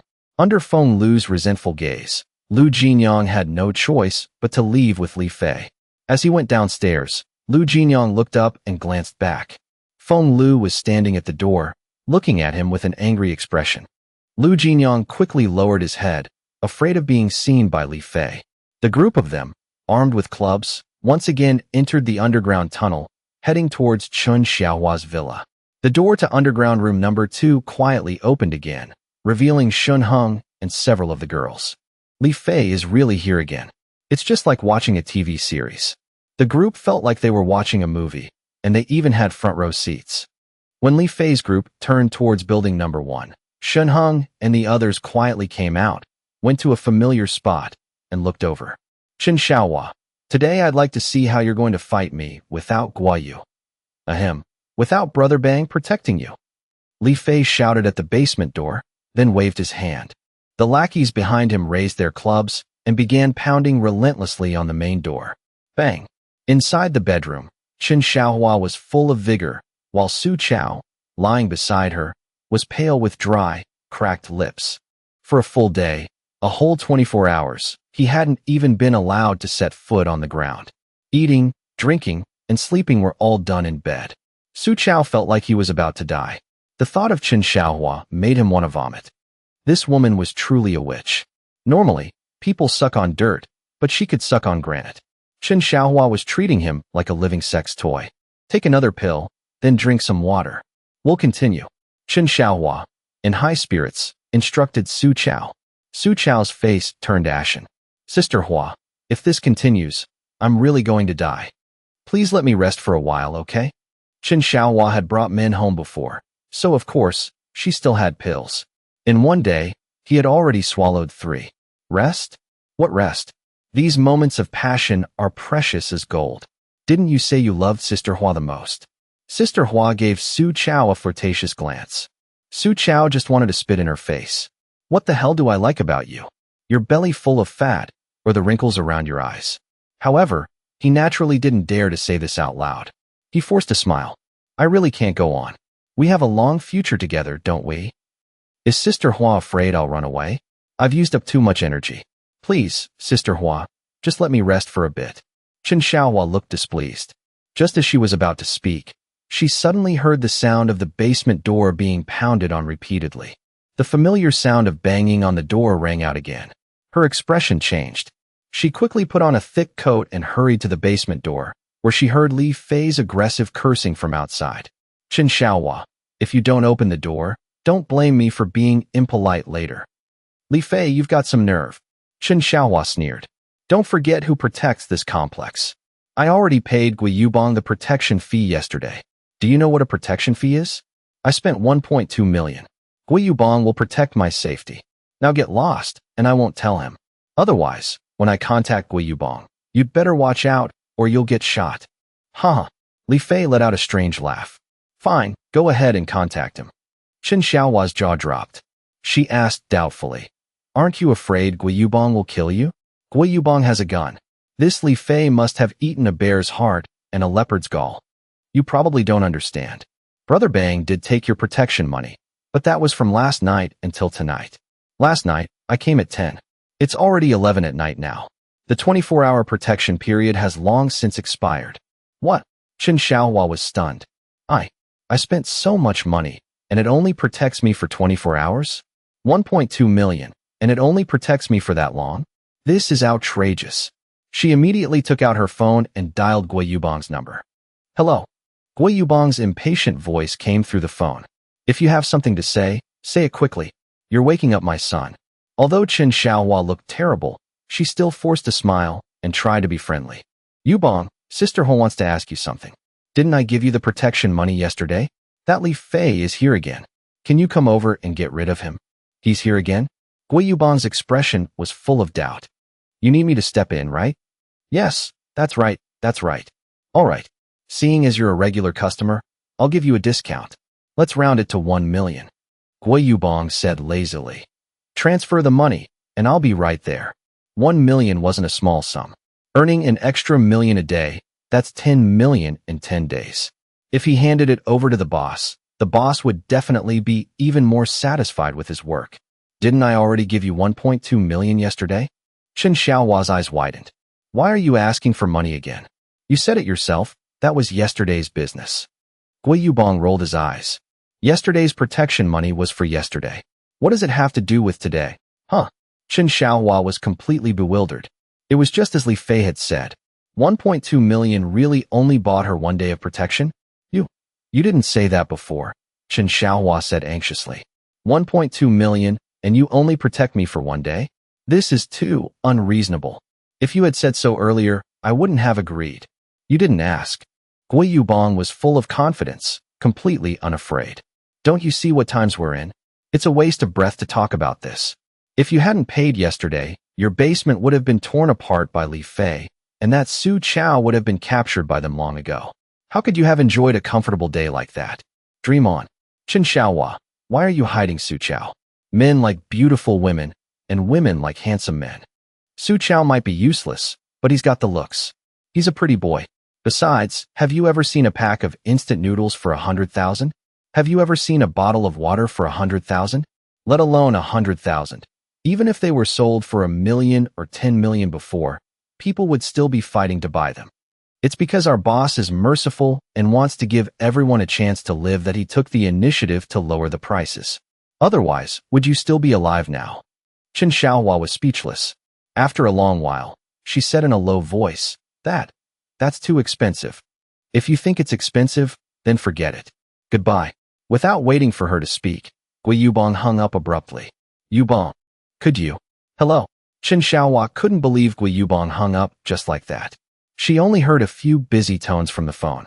And outside the door, the banging started up again. What should I do? Chen Xiaohua was completely panicked. In her bank account, she indeed still had over 10 million. This was money she had borrowed from the bank before, to be used as working capital for her company. But before it could be put to use, the apocalypse had struck. This sum of over 10 million, she had planned to use to buy supplies for herself later. Since taking in Su Chao, she had bought several 100,000 worth of supplies and used them to recruit quite a few people to help Su Chao get revenge on Fonglu. Last night, to protect Su Chao, she had spent 1.2 million of her own money. All in all, she had spent a total of 2 million. If she used that money to buy food and drink, how long could she last? Thinking of this number, her heart ached. However, the way Su Chao had tried his best to please her today, that feeling she hadn't had in a long time, made her reluctant to give it up. Thump, thump, thump. Hearing the incessant banging, Chen Xiaohua took a deep breath and quickly called Gui Yubong again. Yubong, don't say anything. I'll pay. I'll pay right now, Chen Xiaohua said hurriedly. Transfer the money first, then I'll come over, Gui Yubong said crisply. Hey, this is 1 million, and you said I'm a regular customer. Can't you protect me more than once? Chen Xiaohua quickly bargained. If Li Fei still comes tomorrow night, how can the money Sister Hua has on hand possibly be enough? Yubong, we're all neighbors, you see. Then I'm hanging up, Gui Yubong frowned, cutting Chen Xiaohua off. Hey, don't. One time it is, then. 1 million. Sister Hua is transferring it to you now. Chen Xiaohua panicked and quickly operated her phone a few times. Check it. The money has been transferred. Quickly tell Li Fei and his gang to get lost. And also, that tree stump of theirs. Confiscate it. Without that sturdy stump, Li Fei can't threaten my security door. Just take it away. Even if Li Fei wants to break the door again tomorrow, he won't be able to do anything to that security door, right? This time, Gui Yubong quickly nodded in agreement. Protect you once, tell Li Fei to get lost, and take the stump, right? No other requests.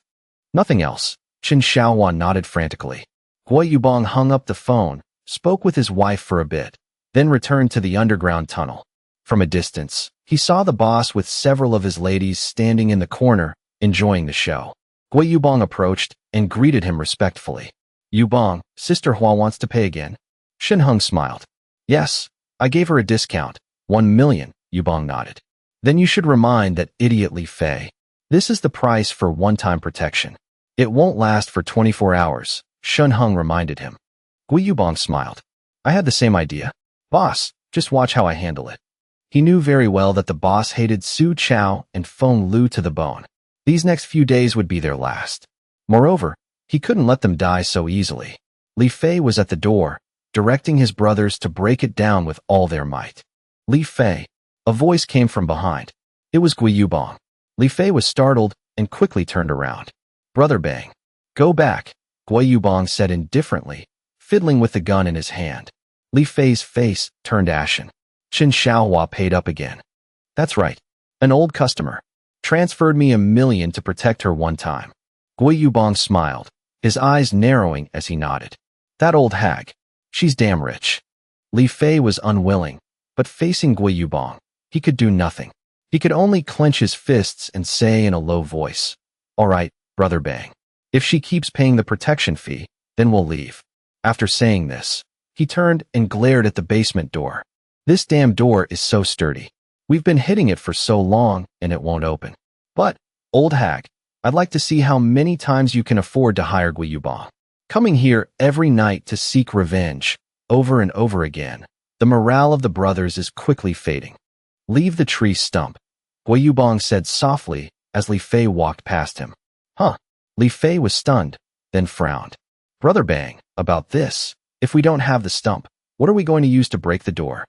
If you don't leave the stump, then you can leave your head. Gui Yubong waved his hand impatiently. Choose one. What else can I choose? Li Fei took a deep breath and ordered through gritted teeth. Leave the stump. Yes. The lackeys quickly put the tree stump on the ground. Gui Yubong glanced at the basement door of Sister Hua's house. The peephole was no longer lit. It was dark. It was obvious that Sister Hua was still pressed against the door, secretly observing. Come here for a second. Gui Yubong turned and walked to a corner. Li Fei followed, his face grim. This is just the price to protect her once. Just once, not for 24 hours. Gui Yubong reminded him in a low voice. Li Fei's eyes suddenly lit up. Brother Bang, you mean protecting her for an hour is enough? Gui Yubong chuckled softly.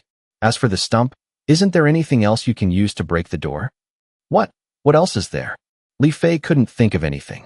I have sledgehammers here. Large ones are 80,000. Small ones are 40,000. Are you buying? Gui Yubong asked directly. I want 3 large ones, Li Fei said quickly. He turned to his lackeys to collect money. Many of them grumbled, unwilling to pay up. 3 large sledgehammers. That's 240,000. That's enough to buy so much instant ramen. Idiots. Lu Jinyong, who was beside them, angrily scolded the men, looking as if he wished he could forge iron into steel. With sledgehammers, won't it be much easier for us to break down doors? Then we can rob whichever house we want. The lackeys realized, their eyes lighting up. They no longer hesitated and quickly transferred the money to Li Fei. Gui Yubong looked at Lu Jinyong thoughtfully. Li Fei, this brother of yours has a quick mind. Brother Bang, this is my close brother, Lu Jinyong. His brain is much smarter than mine, Li Fei said with a laugh. Whatever you guys do, we won't interfere. That's because the boss hasn't given the order, Gui Yubong reminded him. But if one day the boss orders no more private fights, then you'd better not use these crooked methods anymore. Don't worry, Brother Bang. We will definitely cooperate well with you in the big boss's work, Li Fei said, bowing and scraping. After receiving the money, Gui Yubong returned to Shan Hung's side, transferred the money to him, and then asked, Boss, do you have any sledgehammers? I just sold him 3 for 80,000 each. He knew the boss had an ability to conjure anything. He figured that common tools like sledgehammers should be easy to get. As expected, Shan Hung waved his hand, and 3 large sledgehammers appeared on the ground. He then shouted towards Li Fei, Come and get them yourself. Li Fei was stunned for a moment, then walked over at the call. When he got close to Shan Hung and saw the beautiful, jade-like women beside him, he was completely dumbfounded. The 4 great beauties of the complex, and the big star Chen Shun, along with several other beautiful girls he had never seen before. Each one was no less stunning than the 4 golden flowers of the Taoyuan complex. Besides Shan Hung, there were a total of 8 women, and each had her own unique charm. Li Fei couldn't take his eyes off them. He simply didn't know which one to look at. Li Fei, don't look around. Watch your damn life, Gui Yubong warned coldly. This is my boss. These are all our boss ladies. Boss. The word instantly sobered Li Fei up. He glanced fearfully at Shan Hung, then lowered his head and said, Hello, boss. Shan Hung nodded. I'm selling you these sledgehammers. Handle it yourself. Yes, Li Fei replied hastily. All right, you can go, Gui Yubong said coldly. Li Fei quickly bowed his head, turned, and left. Walking back, his mind was filled with the beautiful women beside Shan Hung. If I could just have one of them for myself, I'd be willing to shorten my life by 10 years. And that boss, with 8 top-tier beauties, he must be in heaven tonight. Compared to them, Fonglu was practically trash. The boss's women were all exquisitely made up, with fair skin. But Fonglu hadn't bathed in days, and she was starting to smell. Her hair was greasy and stank. However, even Gui Yubong had to respectfully serve that boss, so he wouldn't dare to provoke him. If he wanted to kill him, it would be as easy as crushing an ant. Let's go back first, Li Fei said softly, holding the 3 sledgehammers as he returned to his group of lackeys. In an hour, we'll go again. Besides, with these sledgehammers, we can smash into any house we want tonight.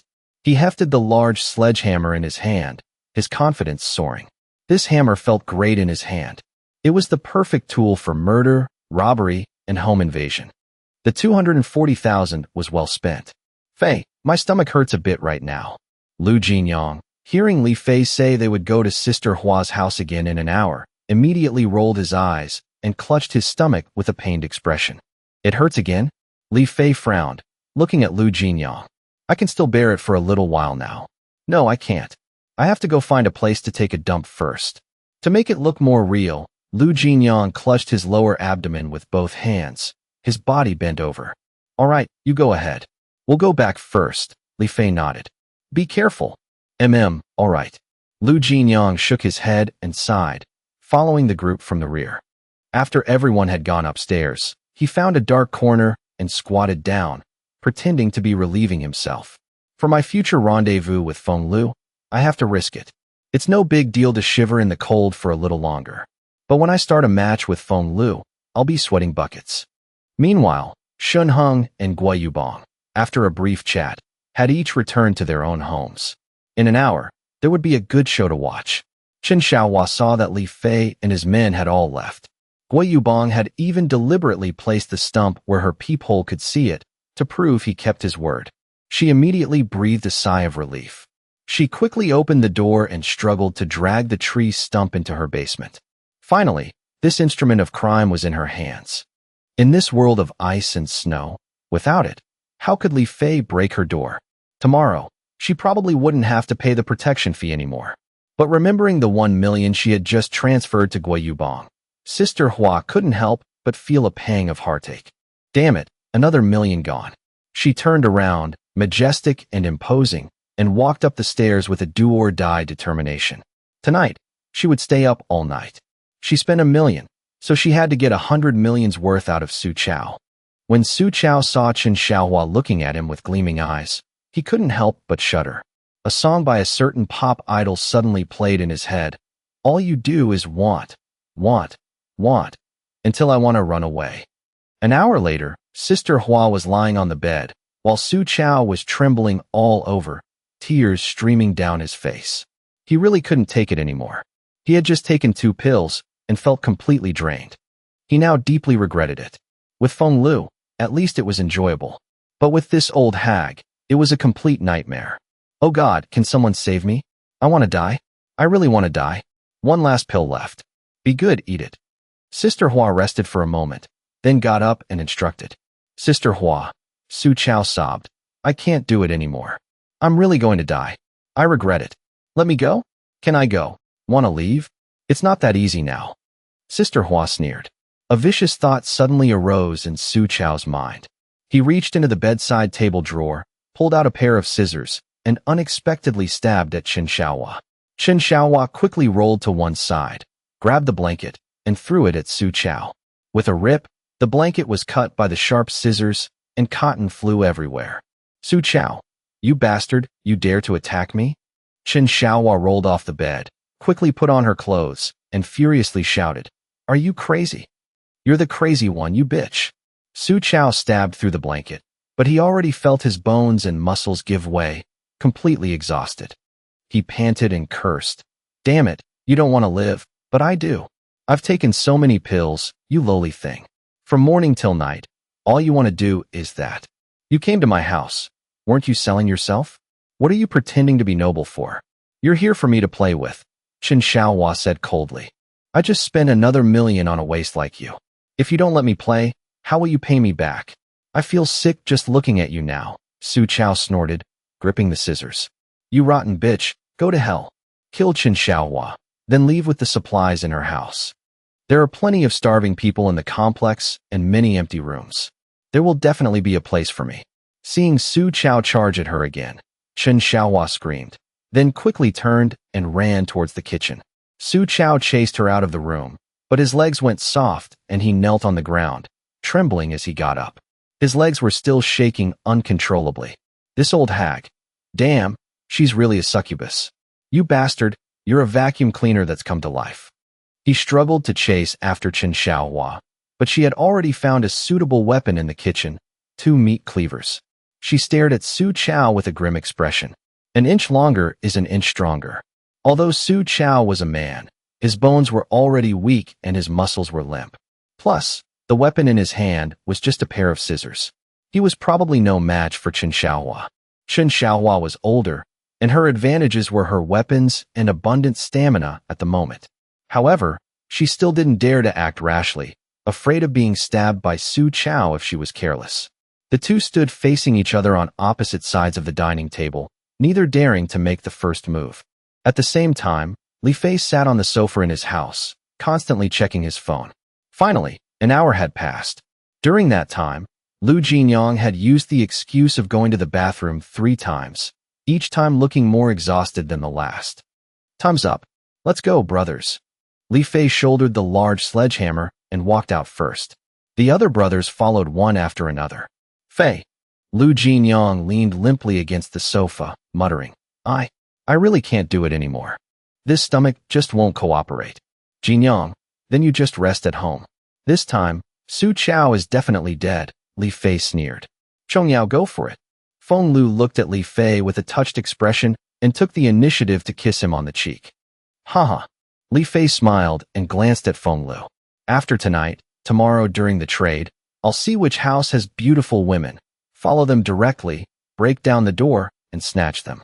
Then, with Fonglu, we can play a 3-person game of Fight the Landlord.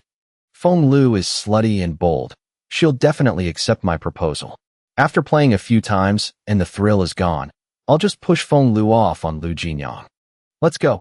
Li Fei waved his hand, and everyone rumbled downstairs. Chongyao, be careful.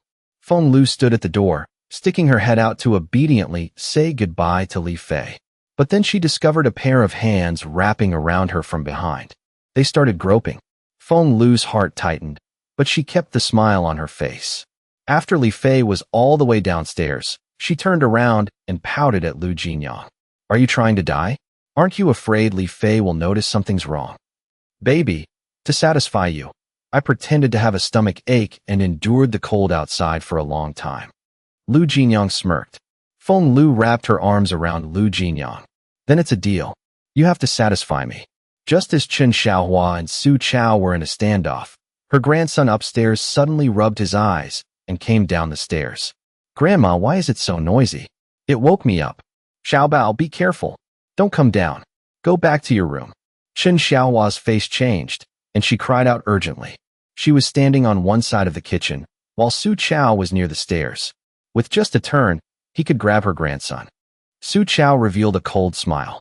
Before Chen Xiaohua could finish speaking, he suddenly lunged towards Xiaobao, pushing the boy to the ground with the scissors pointed directly at his neck. Grandma, Xiaobao was completely terrified.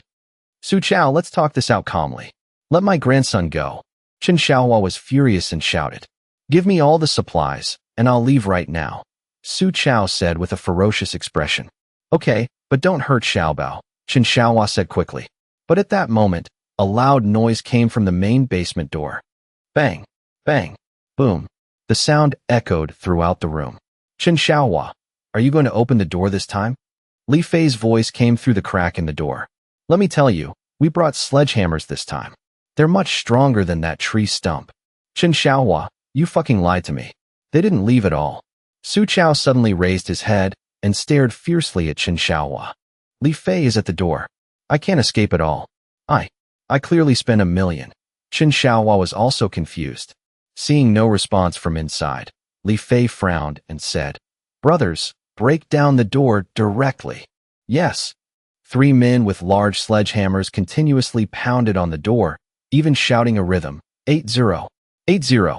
With just a few blows, the basement door made a cracking sound. Then it shattered. Li Fei and the others were energized and continued to break the door. Su Chao's hand was trembling, his eyes filled with venom as he stared at Chen Xiaohua. No wonder you were so crazy just now. Turns out you thought I wasn't spending enough money on you, so you planned to torture me and then hand me over to Li Fei, right? Chen Xiaohua, if you want to fight to the death, then I'll fight to the death with you. His hands suddenly tightened, and Xiao Bao let out a tragic scream. No. Chen Xiaohua was nearly insane, her voice hoarse. She saw the scissors pierce through Xiao Bao's neck, and fresh blood seeped out. Xiao Bao. Chen Xiaohua, holding the cleaver, charged forward madly, recklessly chopping at Su Chao. Su Chao threw Xiao Bao directly at Chen Xiaohua, causing her cleaver to strike her own grandson. She quickly stopped her hand, hugged her grandson tightly, and sobbed.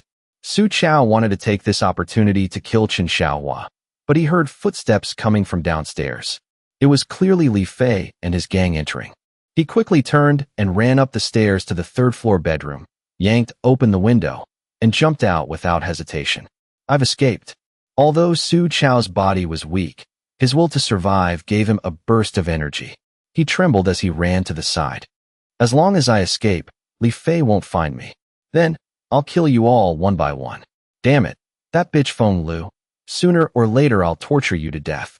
And Li Fei's gang, and also Shan Hung. Right, where is Shan Hung? He said before that he was also in the townhouse complex.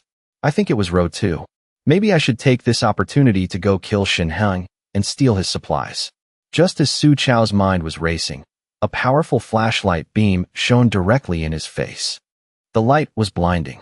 Su Chao quickly covered his eyes. From not far away, Shan Hung's cold voice came. Su Chao, where are you running? Weren't you looking for me? The intense light shone directly in his face, making it impossible for Su Chao to see the person opposite him clearly, but he was all too familiar with Shan Hung's voice. After all, the two of them had attended the same university, were good brothers, and even roommates. Shan Hung. Su Chao's heart trembled. Shan Hung walked forward, his shoes crunching on the snow, making a creaking sound. Crunch, crunch. Just now, they were watching the show from the underground tunnel. Humao had also connected to Shan Hung's consciousness, so he saw everything that happened in the room clearly. He hadn't expected Su Chao, unable to hold out physically, to start an internal conflict with Sister Hua. After he killed Sister Hua's grandson, the basement door was simultaneously broken down. Li Fei and his men rushed into the room. Su Chao, without hesitation, dashed upstairs. He was trying to escape. Shan Hung sneered. If he let Su Chao escape, what would be the point of his rebirth? He returned to the villa and jumped out of the third-floor window. After getting outside, he saw Su Chao staggering away. Su Chao looked around, his gaze lingering on the two statues outside Lao Qin's room, seemingly hesitant. Then, he ran in this direction without a second thought. Shan Hung almost burst out laughing. Isn't this just walking right into a trap? This is perfect. He stood still. Because he was wearing all white, Su Chao didn't see him clearly at first and just ran with his head down.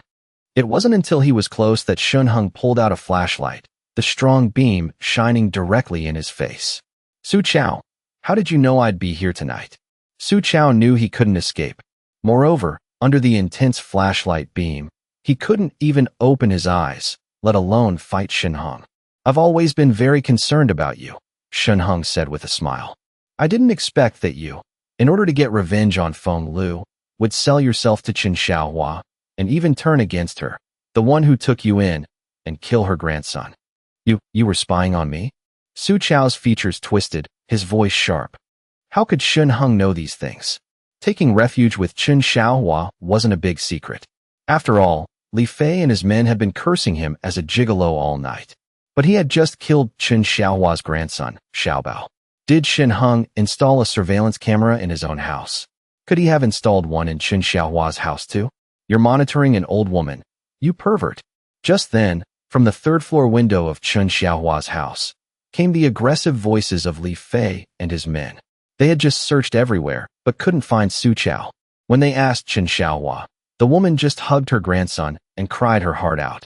Finally, they reached the third floor and found the window wide open.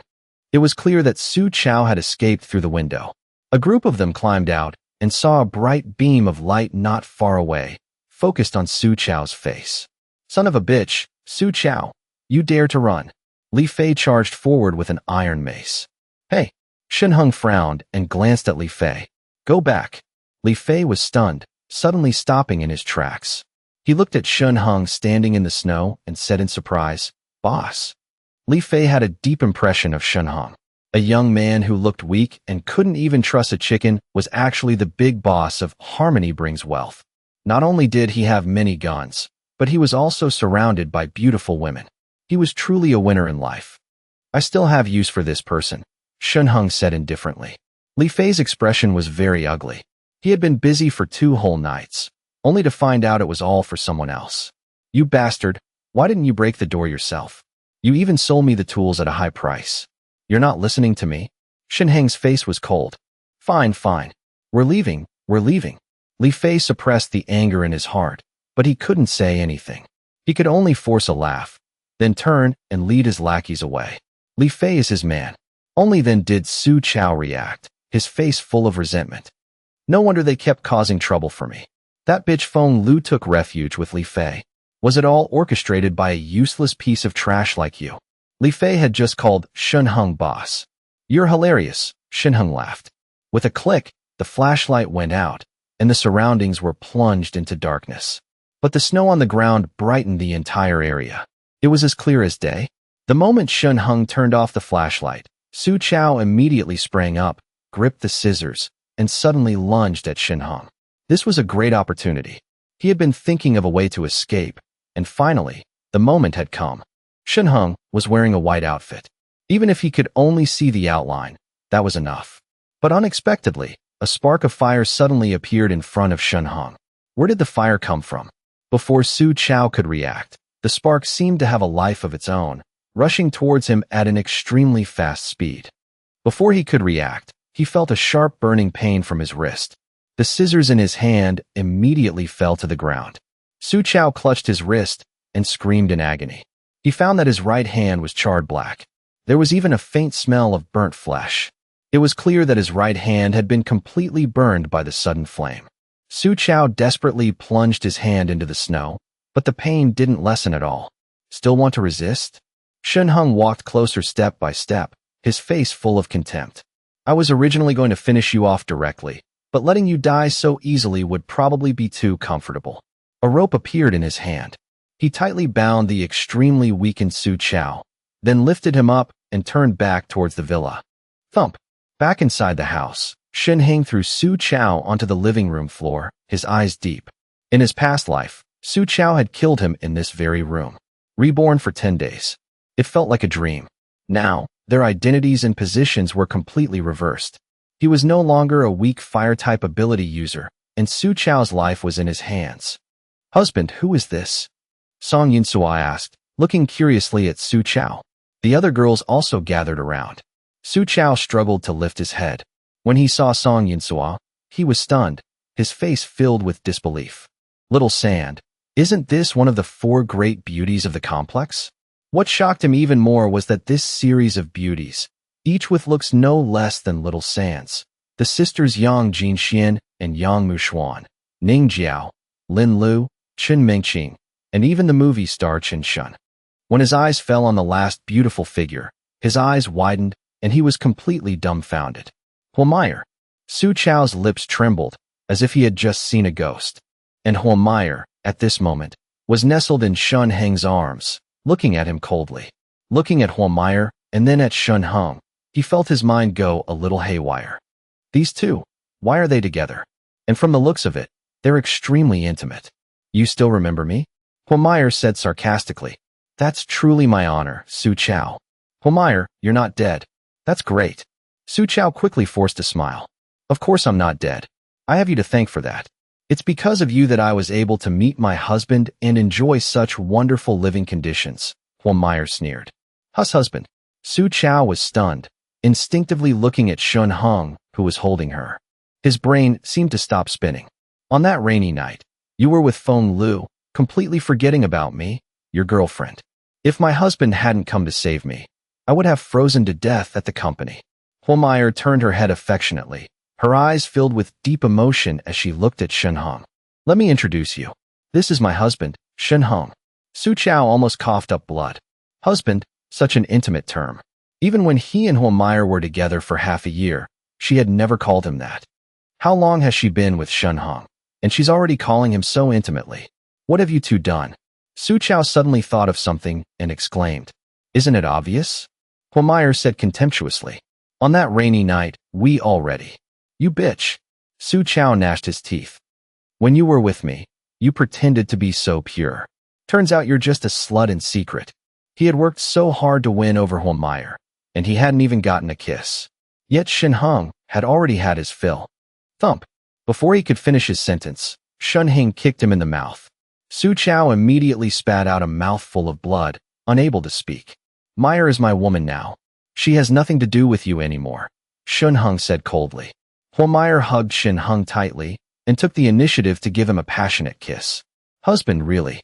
Su Xiao coughed up blood a second time. This was truly killing a man and attacking his heart. Husband, I want one too. Shin purred, moving to Nestle against Shan Hung. Husband. Su Xiao stared, the shock in his heart overwhelming the physical pain. It was truly unbelievable. The beautiful and charming movie star Chen Shun was acting coquettishly with Shan Hung, even calling him husband. Humao remained calm, seemingly not caring at all. Chen Shin snuggled up to Shan Hung's other side. While Shan Hung and Humao were kissing, she took the opportunity to kiss Shan Hung on the cheek. Su Xiao was completely numb. Right, before you die, let's let you and Fonglu meet one last time. Shan Hung tilted his head, glanced at Su Xiao, then picked up his cell phone and instructed Lao Qin, bring Fonglu here for me. Yes, boss. On the other end of the line, Lao Qin was playing cards with Fu Xiaozhu, sweating profusely. After receiving the call, Lao Qin said something to Fu Xiaozhu, then got up and put on his clothes. Be careful on the road, Fu Xiaozhu instructed. Bring the person over and come right back. I'll wait for you. Don't worry, baby. Lao Qin kissed Fu Xiaozhu and walked out the door under her lingering gaze. He thought of Bing Bing and Cici, then looked at Fu Xiaozhu. They really couldn't compare at all. And at this critical moment, the boss called, but Fu Xiaozhu didn't complain at all, only caringly telling him to be careful. And with that affectionate look, she longed for his return. As for Bing Bing and Cici, forget it. They've already turned into ice sculptures. Without thinking further, he started humming as he walked towards Li Fei's house. Lao Qin knew that Fonglu had taken refuge with Li Fei, and he also knew about Fonglu's relationship with the boss. It seemed that tonight, the boss wanted to deal with this adulterous couple, Fonglu and Su Xiao. The boss still isn't ruthless enough. If it were him, when he had the chance to kill them, he would have directly chopped them up and fed them to the dogs. 10 minutes before Lao Qin received Shan Hung's call, Li Fei had returned home, seething with anger. Damn it, this is too much bullying. After getting home, I have to find Fonglu to vent, and I'll ask how Lu Jinyang is doing. After all, he's my strategist. I should show some concern. Who would have thought? As soon as he reached the door, he heard, sounds coming from inside. As a regular at bars, he knew all too well what that sound was. Moreover, it was Fonglu's voice. The lackeys behind him all had strange expressions. The boss's wife has such high needs? If you had said so earlier, we could have helped. He took out his keys and directly opened the door. The lackeys were silent, but their eyes showed clear excitement. The moment the door opened, Li Fei rushed straight in. The lackeys behind him also swarmed in. As soon as they entered the living room, they saw Lu Jinyang and Fonglu entangled in the bedroom under a thick blanket. The blanket was writhing violently. Fei. Lu Jinyang was immediately flustered when he saw everyone at the door. You guys, why are you back so soon? Husband. Fonglu was also terrified. Lu Jinyang, what did I tell you? Li Fei's eyes were bulging. Didn't you say your stomach hurt? Why are you in Fonglu's blanket? I. Lu Jinyang stammered, unable to speak. Go to hell. Li Fei suddenly grabbed the iron mace and swung it at Lu Jinyang. Lu Jinyang scrambled to dodge. Fonglu hugged Li Fei tightly, her voice trembling. Don't hit him. Get off. The tall Li Fei shoved Fonglu away. Fonglu fell onto the bed. The lackeys behind them stared, their eyes glued to Fonglu.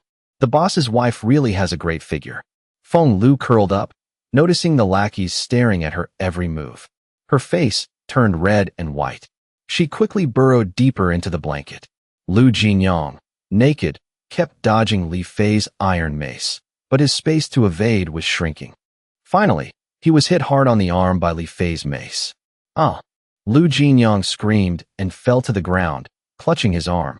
Li Fei held the iron mace, threatening Lu Jinyang's face, his expression emotionless. Lu Jinyang, I promised you that after I found other women, I would let you have Fonglu. Was that still not enough for you? Haven't I treated you well enough? I. Lu Jinyang stammered, then suddenly pointed at Fonglu. It was her. It was the boss's wife who seduced me. You're full of shit. Fonglu was furious and quickly explained aggrievedly. Brother Fei, I didn't. He threatened me. Threatened you? But I saw you enjoying it just now. Li Fei's expression was cold. He knew his own unspeakable problem. A slut like Fonglu definitely couldn't be satisfied. He had heard that Fonglu's affair with Su Xiao was also a betrayal of her boyfriend. Moreover, the video Su Xiao had released had already spread throughout the neighborhood. Li Fei had no intention of having a serious relationship with Fonglu anymore. She was already a dirty toy, so what was the point of talking about feelings? He threatened me, forced me to cooperate with him. If not then. Fonglu said quickly. If not, what could he do to you? Li Fei retorted. Tell me, did he say you seduced him? Or did he say he'd kill you? Fonglu was speechless.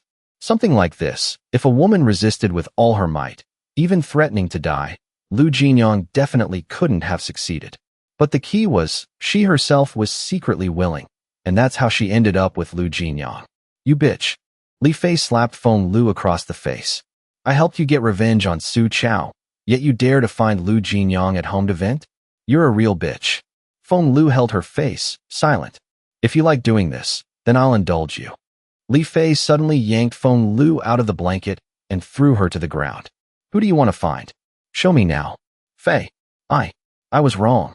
Fonglu quickly knelt on the ground, her hands covering her chest, apologizing profusely. The lackeys all stared straight ahead. You were wrong? The first thing you do is beg for forgiveness? It's too late, Li Fei sneered. He dragged Fonglu and walked quickly towards the living room. Fonglu struggled hard, but couldn't break free, only screaming tragically as she was dragged. Lu Jinyang clutched his arm, kneeling on the ground, silent. 2 minutes later, Fonglu's face was streaked with tears. She desperately cried. Fei, I beg you, let me go. I won't do it again. Her wrists were tied with ropes to the sides of the bedroom doorframe. Standing before the wall between the 2 bedroom doors, she felt utterly humiliated. You have to know, she wasn't wearing anything. Moreover, her hands were tied, so she couldn't even cover herself. Fearing she would freeze, Li Fei even had his lackeys light 2 fires on either side of her for warmth. Li Fei and his lackeys deliberately sat opposite her, leisurely admiring Fonglu's figure. Whoever wants to, go ahead, Li Fei sneered, whipping Fonglu hard with a belt. With each lash, Fonglu let out a piercing scream. Fei, I was wrong. On Fonglu's fair body, deep, crisscrossing welts appeared. Bitch, if you're so slutty, then I'll let you be as slutty as you want. Li Fei struck again with the belt. Don't hit me. Fonglu gritted her teeth and endured another lash from Li Fei, then screamed in a rage. You're useless, aren't you, Li Fei? You piece of trash. If you could satisfy me, why would I need to find someone else? And you, Lu Jinyang, you secretly touched me, and now you say I seduced you. Are you even a man? Lu Jinyang's face trembled, not daring to speak. To be honest, he really did like Fonglu. But liking and loving were 2 different things. Faced with the enraged Li Fei, he didn't dare say another word, afraid Li Fei would turn his anger on him. Besides, he knew very well that he was still valuable to Li Fei. He could still help him scheme and plot. With a mace in hand, he could beat whoever he wanted. There was no shortage of women. Still dare to talk back? Li Fei stepped forward and grabbed a handful of Fonglu's hair. Fonglu suddenly lifted her leg and kicked Li Fei in the lower abdomen. Her hands were tied, but her legs were still free. Luckily, Fonglu was barefoot at the moment. If she had been wearing high heels, Li Fei probably wouldn't have lasted 5 minutes before being completely crippled. You want to die, you rotten bitch. Li Fei, in agony, slapped her hard. The lackeys watched with wide eyes. Fonglu's kick just now had given them a crystal-clear view of every detail. A few of them secretly glanced at Lu Jinyang with envy. He had already tasted the boss's wife. If we had known she was this fiery, we would have gone for it too. Li Fei, you piece of trash. Fonglu cursed madly. Li Fei's face darkened. He grabbed the belt and whipped her again and again. Fonglu's curses turned into tragic screams, and she began to moan once more. Being watched by a group of men in this situation, what dignity did she have left?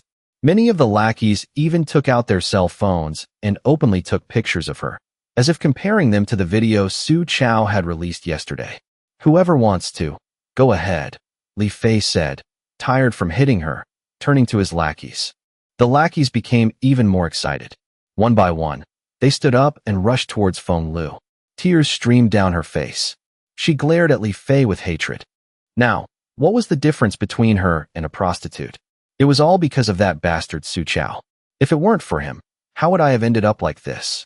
Just then, a loud knock came from the main door. Who is it? Li Fei turned his head, frowning and shouting. Help! Help me! Fonglu quickly cried out towards the main door. Several lackeys quickly removed their hands from Fonglu and covered her mouth. I am Qin Yiming.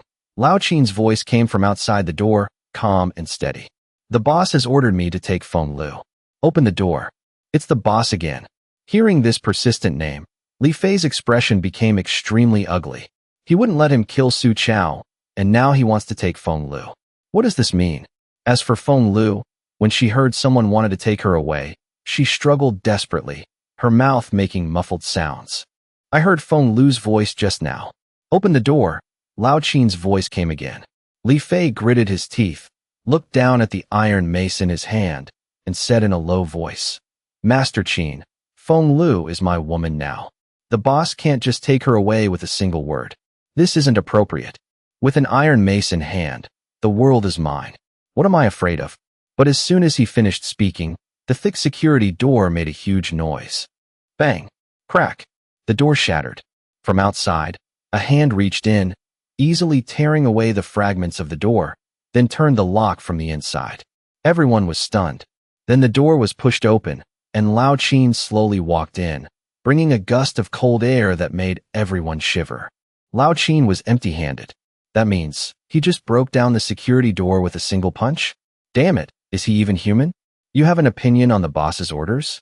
Lao Qin walked step by step towards Li Fei. Li Fei's expression changed repeatedly, but when he looked down at the iron mace in his hand, he gritted his teeth.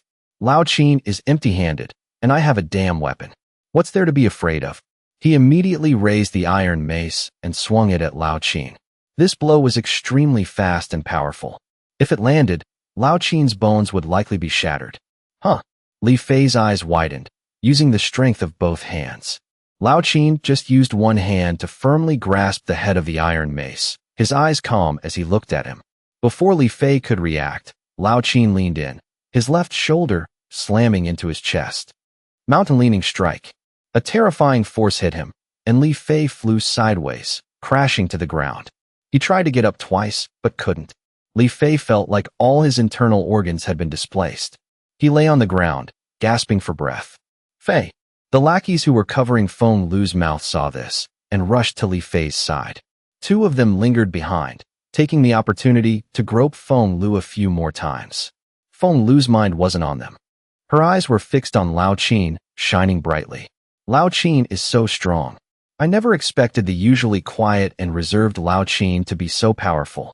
He's not at all like a man in his 40s or 50s. What shocked her even more was that Lao Qin directly took the iron mace from Li Fei's hand and, under everyone's astonished gaze, bent the handle, turning the entire iron rod into a U shape, as if he were kneading dough. Everyone's mouths also formed a U shape. Lao Qin casually tossed the iron mace towards Li Fei. The lackeys hurriedly tried to catch it, but the heavy mace still made several of them almost fall. He's this strong? What's the point of fighting? Two other lackeys were holding large sledgehammers, but after looking at the hammers in their hands and then at the bent iron mace, reason told them to quietly place their weapons in a corner. Lao Qin paid no attention to them. He turned and walked towards Fonglu. Fonglu stared at Lao Qin. Such powerful strength, if used elsewhere. Her thighs tightened slightly. But then she thought of something, deliberately let her foot slip, lost her balance, and almost fell to the ground. A group of lackeys' eyes widened, but Lao Qin seemed completely oblivious. He walked up to Fonglu and repeated calmly, "The boss wants to see you." "See me?" Fonglu came back to her senses, staring at Lao Qin's pants, as if wanting to see if he had any reaction. Harmony brings wealth. You'll know when you see him. Lao Qin untied the ropes on her hands, then said, "Get dressed properly. I'll wait for you outside." Fonglu rubbed her sore wrists, looked at Lao Qin's back, and frowned. "Am I that bad?" No reaction at all. Is he even a man? However, Lao Qin's boss wants to see me. Could it be that he has taken a liking to me? Then I must seize this opportunity to escape this kind of life. Harmony brings wealth is the famous big boss in this complex. He controls a large amount of supplies and has countless followers. Following someone like that would be 10,000 times better than Li Fei. Then I must serve him well, make him obsessed with me. She was still very confident in her seductive skills. Back in the bedroom, Fonglu changed into a thick set of clothes. However, Li Fei had beaten her black and blue earlier, so when she put on her clothes, the bruises hurt so much she almost cried. Despite this, she endured the pain and very cleverly chose an outfit with a low collar. With just a slight pull of her fur coat, she could show off her alluring cleavage. Inside her thick cotton pants, she even wore a pair of fishnet stockings, believing that the big boss of Harmony brings wealth would definitely be mesmerized by her. Coupled with her superb seductive skills, she would absolutely make the big boss adore her and never leave her side. Then, what Su Xiao, what Li Fei, all of them can go to hell for all I care. And that coward Lu Jinyang, right? And Shan Hung, that piece of trash. He used to tease me, even said he would take me in. Thinking back now, that bastard was just leading me on. With Lao Qin standing at the door, no one dared to act recklessly.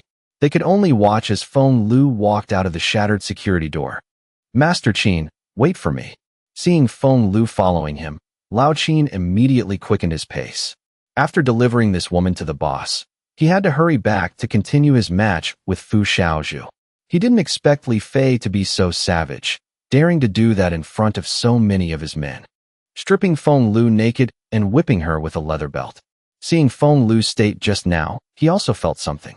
He could only try his best not to look at her. After all, this was a woman who once belonged to the boss. He didn't know how the boss wanted to deal with her. Do not look at what is improper. Do not look at what is improper. Master Qin now. Seeing Lao Qin ignoring her, Fonglu deliberately cried out, then sat down with a pained expression. Lao Qin stopped, but didn't turn around. "What's wrong?" I twisted my ankle. "Can you carry me?" Fonglu asked coquettishly. She had just remembered that there were also the 4 great beauties in the complex. Compared to others, she had some competitiveness, but compared to those 4, she had no advantage at all. The big boss of Harmony brings wealth, has so many supplies, and even guns. It would be perfectly reasonable for him to have 1 or 2 of them. So what can I rely on to win his heart? Fonglu decided to get close to Lao Qin first. This old man might not be good in that department, but surely he has some lust in him? At worst, I'll just let him grope me a bit. "Can't walk?" Lao Qin asked flatly, his back to her. "I can't. It hurts so much," Fonglu said aggrievedly. "Then I'll kick you down," Lao Qin said coldly. "You?" Fonglu's face was ugly. This Lao Qin, why is he so unromantic? Could it be that he's already lost his function? She didn't know that Lao Qin had a beauty waiting for him at home. Moreover, Fonglu couldn't even compare. With Fu Xiaozhu, how could he possibly be interested in a used good like Fonglu? What's more, this was the woman the boss had specifically asked for. Lao Qin couldn't possibly have any intimate contact with her. "I can walk." Fonglu stood up, furious. Lao Qin continued downstairs without stopping. Fonglu could only follow angrily. "When I become the boss's woman, I'll definitely whisper in his ear and badmouth Lao Qin. Humph, just one of the boss's subordinates, acting all high and mighty. What's the big deal? I will definitely become the boss's woman." Lao Qin was silent all the way, quickly passing through the underground passage to the basement entrance of Villa number 4. He took out his cell phone and sent a message to Shan Hung. "Boss, I've brought the person. Bring her in. I've told Mushuan to open the door." Shan Hung replied quickly. In less than a few seconds, The basement door opened. Yang Muxuan looked at Lao Qin and then at Fonglu behind him, stepping aside. Lao Qin, brother-in-law, said to bring her to the first-floor living room. All right, Miss Yang. Lao Qin nodded and entered the villa. Fonglu followed him in. When she saw Yang Muxuan, she was stunned. What a beautiful girl. And Yang Muxuan made her feel an even greater sense of crisis. Brother-in-law. That means her older sister is the boss's woman. As expected, I have competition. She rubbed her face, revealing what she thought was a charming smile. I must win over the boss. However, after entering the house, she was completely shocked. It's so warm in this room. Fonglu even felt a little hot. She wanted to take off her coat immediately. But, wait until I meet the boss. Then I'll deliberately say I'm hot and unzip my coat. Wouldn't that be more effective? She secretly planned in her heart. Following Lao Qin, she went to the first floor. She glanced around and suddenly saw several people sitting on the sofa. She quickly bowed her head respectfully, not daring to look directly. Later, the boss will definitely tell me to lift my head, then carefully look at me. Then, I will reveal a charming smile, which will surely make the boss feel like he's met a goddess. Boss, the person is here. Lao Qin stopped and said respectfully. Fonglu also obediently stopped and knelt down. From the sofa, a majestic voice sounded. The boss also likes to play this kind of game. Fonglu smiled. She was good at this. Things like calling him daddy or acting like a puppy. She was very good at these games. She knelt on the ground without hesitation, pretending to be demure and lovely. Boss, you were looking for me? A choked sob came from beside her. Fonglu turned her head slightly and was immediately shocked. Su Xiao, before you die, let's let you two have a final reunion. After all, it's thanks to you two that I am where I am today. A hearty laugh came from the sofa. This voice seemed a bit familiar. Fonglu was stunned and dared to raise her head. When she saw the young man surrounded by all kinds of beauties in the middle of the sofa, her eyes widened and she blurted out. Shan Hung. Fonglu was stunned. She had thought the boss, Lao Qin, mentioned would be someone else, but definitely not Shan Hung, the person she had always considered trash. At first, seeing Su Xiao tied up on the ground with a rag stuffed in his mouth, she was a little scared and secretly happy. But the moment she saw Shan Hung, Fonglu was completely stunned. Humao. Immediately after, she saw a woman sitting on Shan Hung's lap, tenderly feeding him an ice cream bar. She turned her head subconsciously, and the series of beautiful women surrounding Shan Hung came into view one by one. The four famous great beauties, along with Humao, Yang Jinxian, Ning Jiao, and even Little Sand. The four great beauties of the Taoyuan apartment complex were all gathered here. In addition, there was the pure and cold Lin Lu, the clever and lovely Chen Mengqing, and the movie actress Chen Shun. And all these beautiful girls were surrounding Shan Hung. Looking at these women again, they had already changed into comfortable pajamas, as if each one was a mistress of this place. Shan Hung was wearing blue pajamas, with Humao in his left arm and Yang Jinxian in his right, just like an emperor. The villa was magnificently and exquisitely decorated. The fireplace was burning brightly, and a window was even cracked open to maintain air circulation. Fonglu stood there dumbfounded, her expression blank. What on earth is going on? She knew beforehand that Shan Hung lived in the adjacent villa, and that the villa was very warm, and that Shan Hung even had enough water to take a bath. She knew all of this. But no matter what, she could never have imagined that Shan Hung was the man behind Harmony Brings Wealth. What shocked her even more was that Humao was acting intimately, cuddling with Shan Hung. From the looks of it, she had clearly become his woman. The other beauties didn't seem to mind Humao and Shan Hung's closeness at all. Instead, each one was vying to please Shan Hung. Fonglu, we meet again. I just didn't expect it to be under these circumstances. Humao tilted her head, a sweet smile on her face. To be honest, I have to thank you for betraying your ex-husband. Otherwise, I wouldn't have snatched his big wife. Husband. Big wife. What about the others? Seemingly sensing Fonglu's confusion, Yang Jinxian raised an eyebrow and said, My name is Yang Jinxian. You've probably heard of me. I am Shan Hung's second wife. I'm Chen Shun. You've probably seen me on TV. I am Shan Hung's third wife. I am the fourth wife, Chen Mengqing. A college student, Chen Mengqing, also said. I am the fifth wife, Lin Lu said shyly, but still mustered the courage. Lin Lu of the Lin family. I am the little wife, Little Sand. I'm a streamer. You've probably seen my live streams. Song Yunsua stared. I am Yang Mushuan, his sister-in-law. Yang Mushuan said, not to be outdone. I am. Ning Jiao opened her mouth, a bit bitter. The family doctor, Ning Jiao. Are all these people Shan Hung's women? Even Yang Mushuan is his sister-in-law. What am I then? What kind of status is a family doctor? However, Fonglu was no longer listening. Her mind was blank, only a pair of dazed eyes staring foolishly at Shan Hung. In just 10 days, Shan Hung was surrounded by beautiful women, and he had become the supreme king of the Taoyuan apartment complex. She had so many questions, but she didn't know where to begin. Where did Shan Hung get so many supplies? Where did the guns come from? In just a few short days, why had he changed so much? How did he make these women so obedient?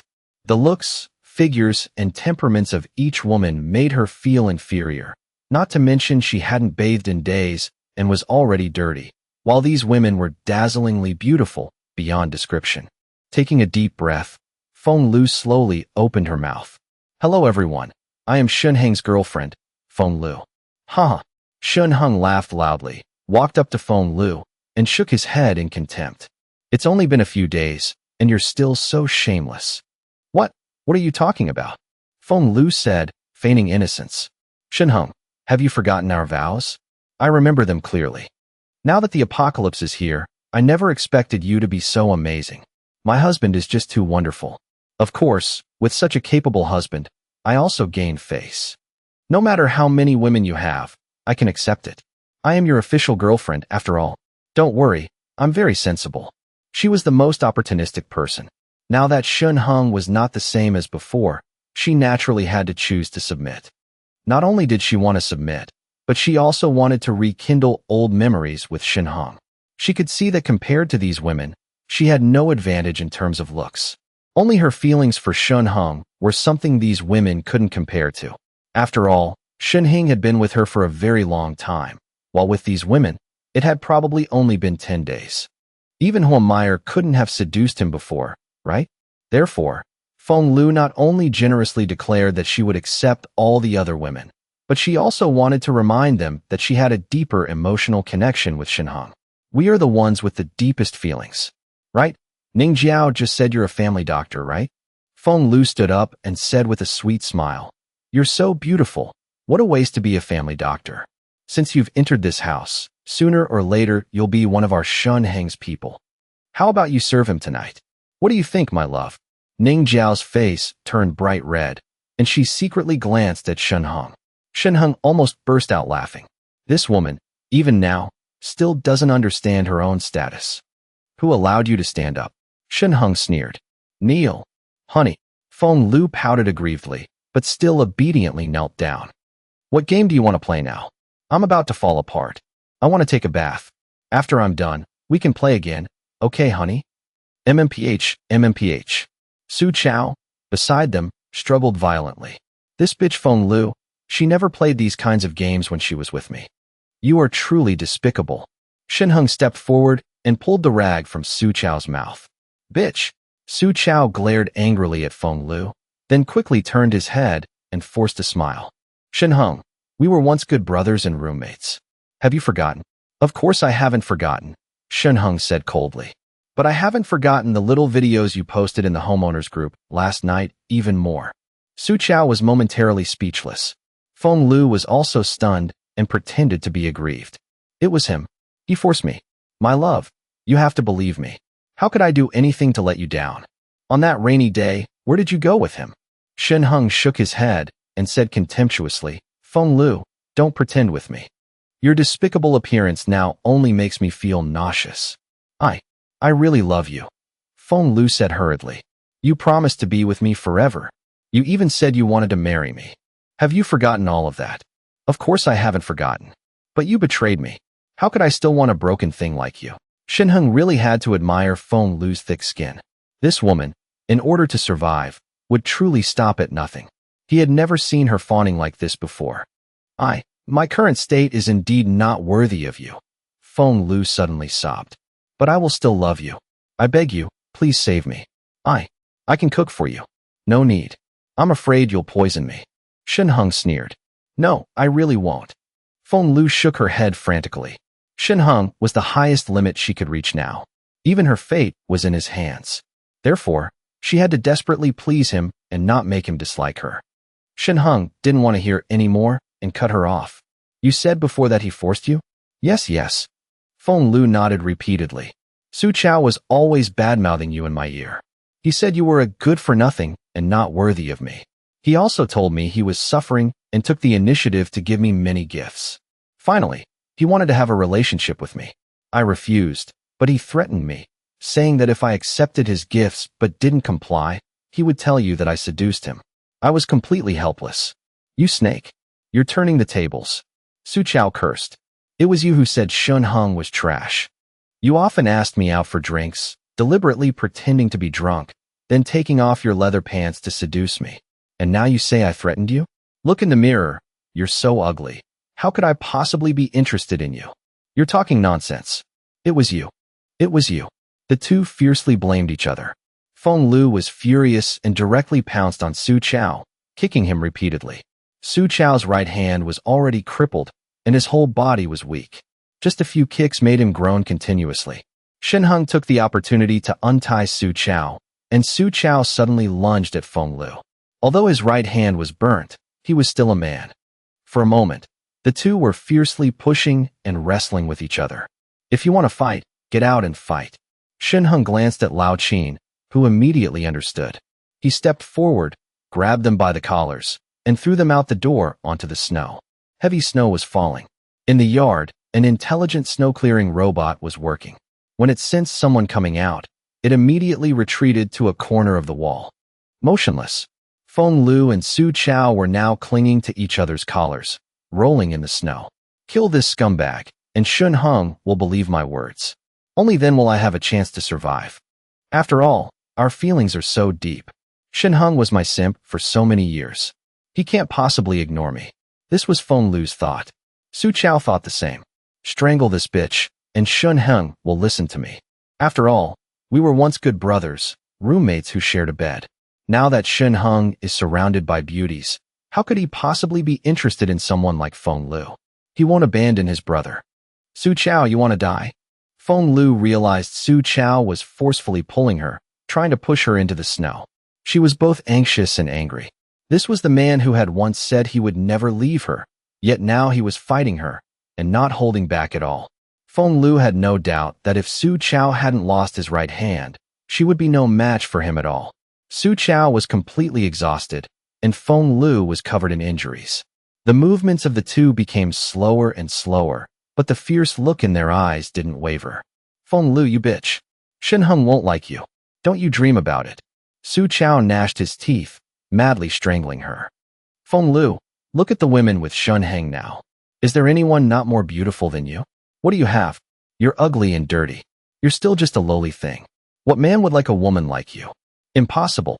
Fonglu also used both hands to clutch Xiao's neck, saying viciously, Shan Hung and I have deep feelings. He used to love me the most. Don't you try to drive a wedge between us. I won't listen to you. Shan Hung won't let you go either. As his best brother, you seduced his girlfriend. And now you dare to hope to survive? Xiao, who the hell do you think you are? Neither of them spoke again. In the biting cold wind, only their heavy, ragged breathing could be heard. Shan Hung and the others stood by the window, watching this scene from inside the room. Since the day of his rebirth, he had imagined a scene like this. Xiao and Fonglu, these two deserved to die 1,000 deaths. And Xiao out there, at this moment, suddenly became extremely desperate. Even as a man with no spirit left, his strength was still much greater than a girl's. He violently shoved Fonglu aside. Before she could react, he grabbed her by the neck and pushed her head into the snow. Fonglu struggled desperately, then suddenly kicked Xiao in the chest. Xiao fell backward. Fonglu quickly got up and pushed his head into the snowdrift beside them. Just as Xiao regained his senses, he grabbed Fonglu's clothes and pulled her into the snow as well. In the snow, the two rolled around endlessly. One would push the other down, then the other would get up and pin their opponent beneath them. It was as if two children were playing in the snow. Of course, if it weren't poisonous snow. Suddenly, Xiao, who was fiercely strangling Fonglu, his face changed. He spat out a mouthful of black blood. Haha. Fonglu's hair was a mess, looking like a crazed witch. Xiao, didn't you know this snow is poisonous? You kept pushing me down just now. Didn't you know? When I was struggling, I deliberately got snow into your mouth. Just die obediently. Xiao didn't answer, but instead spat out 2 more mouthfuls of blood with great effort. The dark red blood on the white snow was particularly striking. His face had also lost all color. Xiao turned his head to the side, his face contorted. Extreme agony spread throughout his body. He felt as if tens of thousands of ants were crawling and gnawing all over his body. His internal organs felt a fierce, burning sensation. Ah! Xiao screamed tragically, writhing in the snow. Fonglu's mouth curled up. It seems I won in the end. Xiao, you can die in peace. The fact that I can live in such good conditions is partly thanks to you.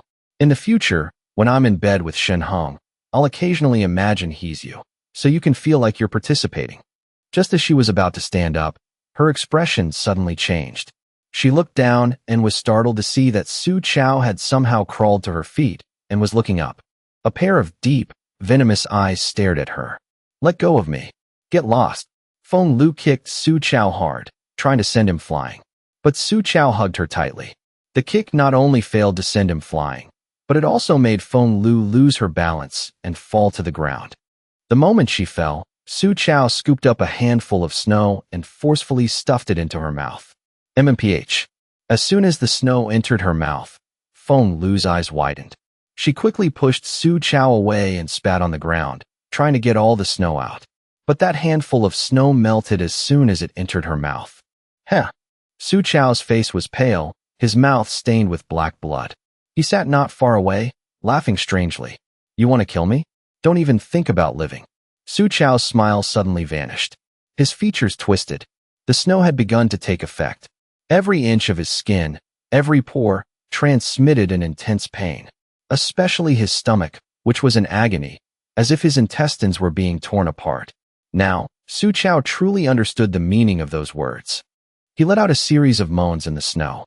The pain was so intense that he couldn't stop clawing at himself with his remaining left hand. His skin was torn, and the blood that oozed out was immediately frozen by the cold air, causing the wounds to clot. But Xiao kept clawing, tearing the blood clots apart.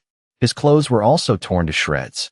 Snow from the sky fell into his open wounds, and Xiao couldn't help but scream again and again. In the room, Shan Hung and the other women were all watching this scene. Xiao couldn't bear to look directly at the scene. As a doctor, she still couldn't bring herself to watch someone die in such agony. But then she suddenly remembered Shan Hung calling her a sanctimonious bitch and secretly glanced at him. Shan Hung's face was expressionless. Humao, in his arms, also found it a bit hard to watch. Am I not a sanctimonious bitch? Let alone Humao. Even the other girls felt this scene was too cruel. Xiao saw the expressions of the other women and felt a secret joy in her heart. However, she felt an even deeper respect for Shan Hung. He could calmly watch Xiao die in such pain. These women didn't know that Shan Hung had been reborn once, and in his previous life, he had been killed by the 2 dogs fighting outside. You bastard, you want to die? Seeing Xiao's continuous screams and his final collapse on the ground, Fonglu's face turned pale with fear. She quickly turned towards the window and shouted, Shan Hung, husband, save me. Xiao forced me to eat the poisonous snow. I'm going to die. The room door was closed, so Shan Hung and the others naturally couldn't hear Fonglu. However, they could see that she was begging for help. Shan Hung spread his hands and shrugged, indicating he could do nothing. No, you can save me. You can definitely save me. Fonglu was frantic and desperately ran towards Shan Hung. However, she had only taken 2 steps when she suddenly spat out a mouthful of blood. Fonglu was stunned. Looking at the blood she had just coughed up, she couldn't believe her eyes. She wiped her mouth, and the dark red, almost black, blood was clearly visible on the back of her hand. I'm going to die. Fonglu raised her head, and her expression became even more terrified. She quickly screamed towards Shan Hung's room. Shan Hung, Shan Hung, you have to save me. Save me. Ning Jiao is a doctor. You know she's a doctor. Quickly tell her to come save me. As she spoke, she looked towards Ning Jiao, who was standing by the window. Ning Jiao quietly took a few steps back. She was very clear about her position.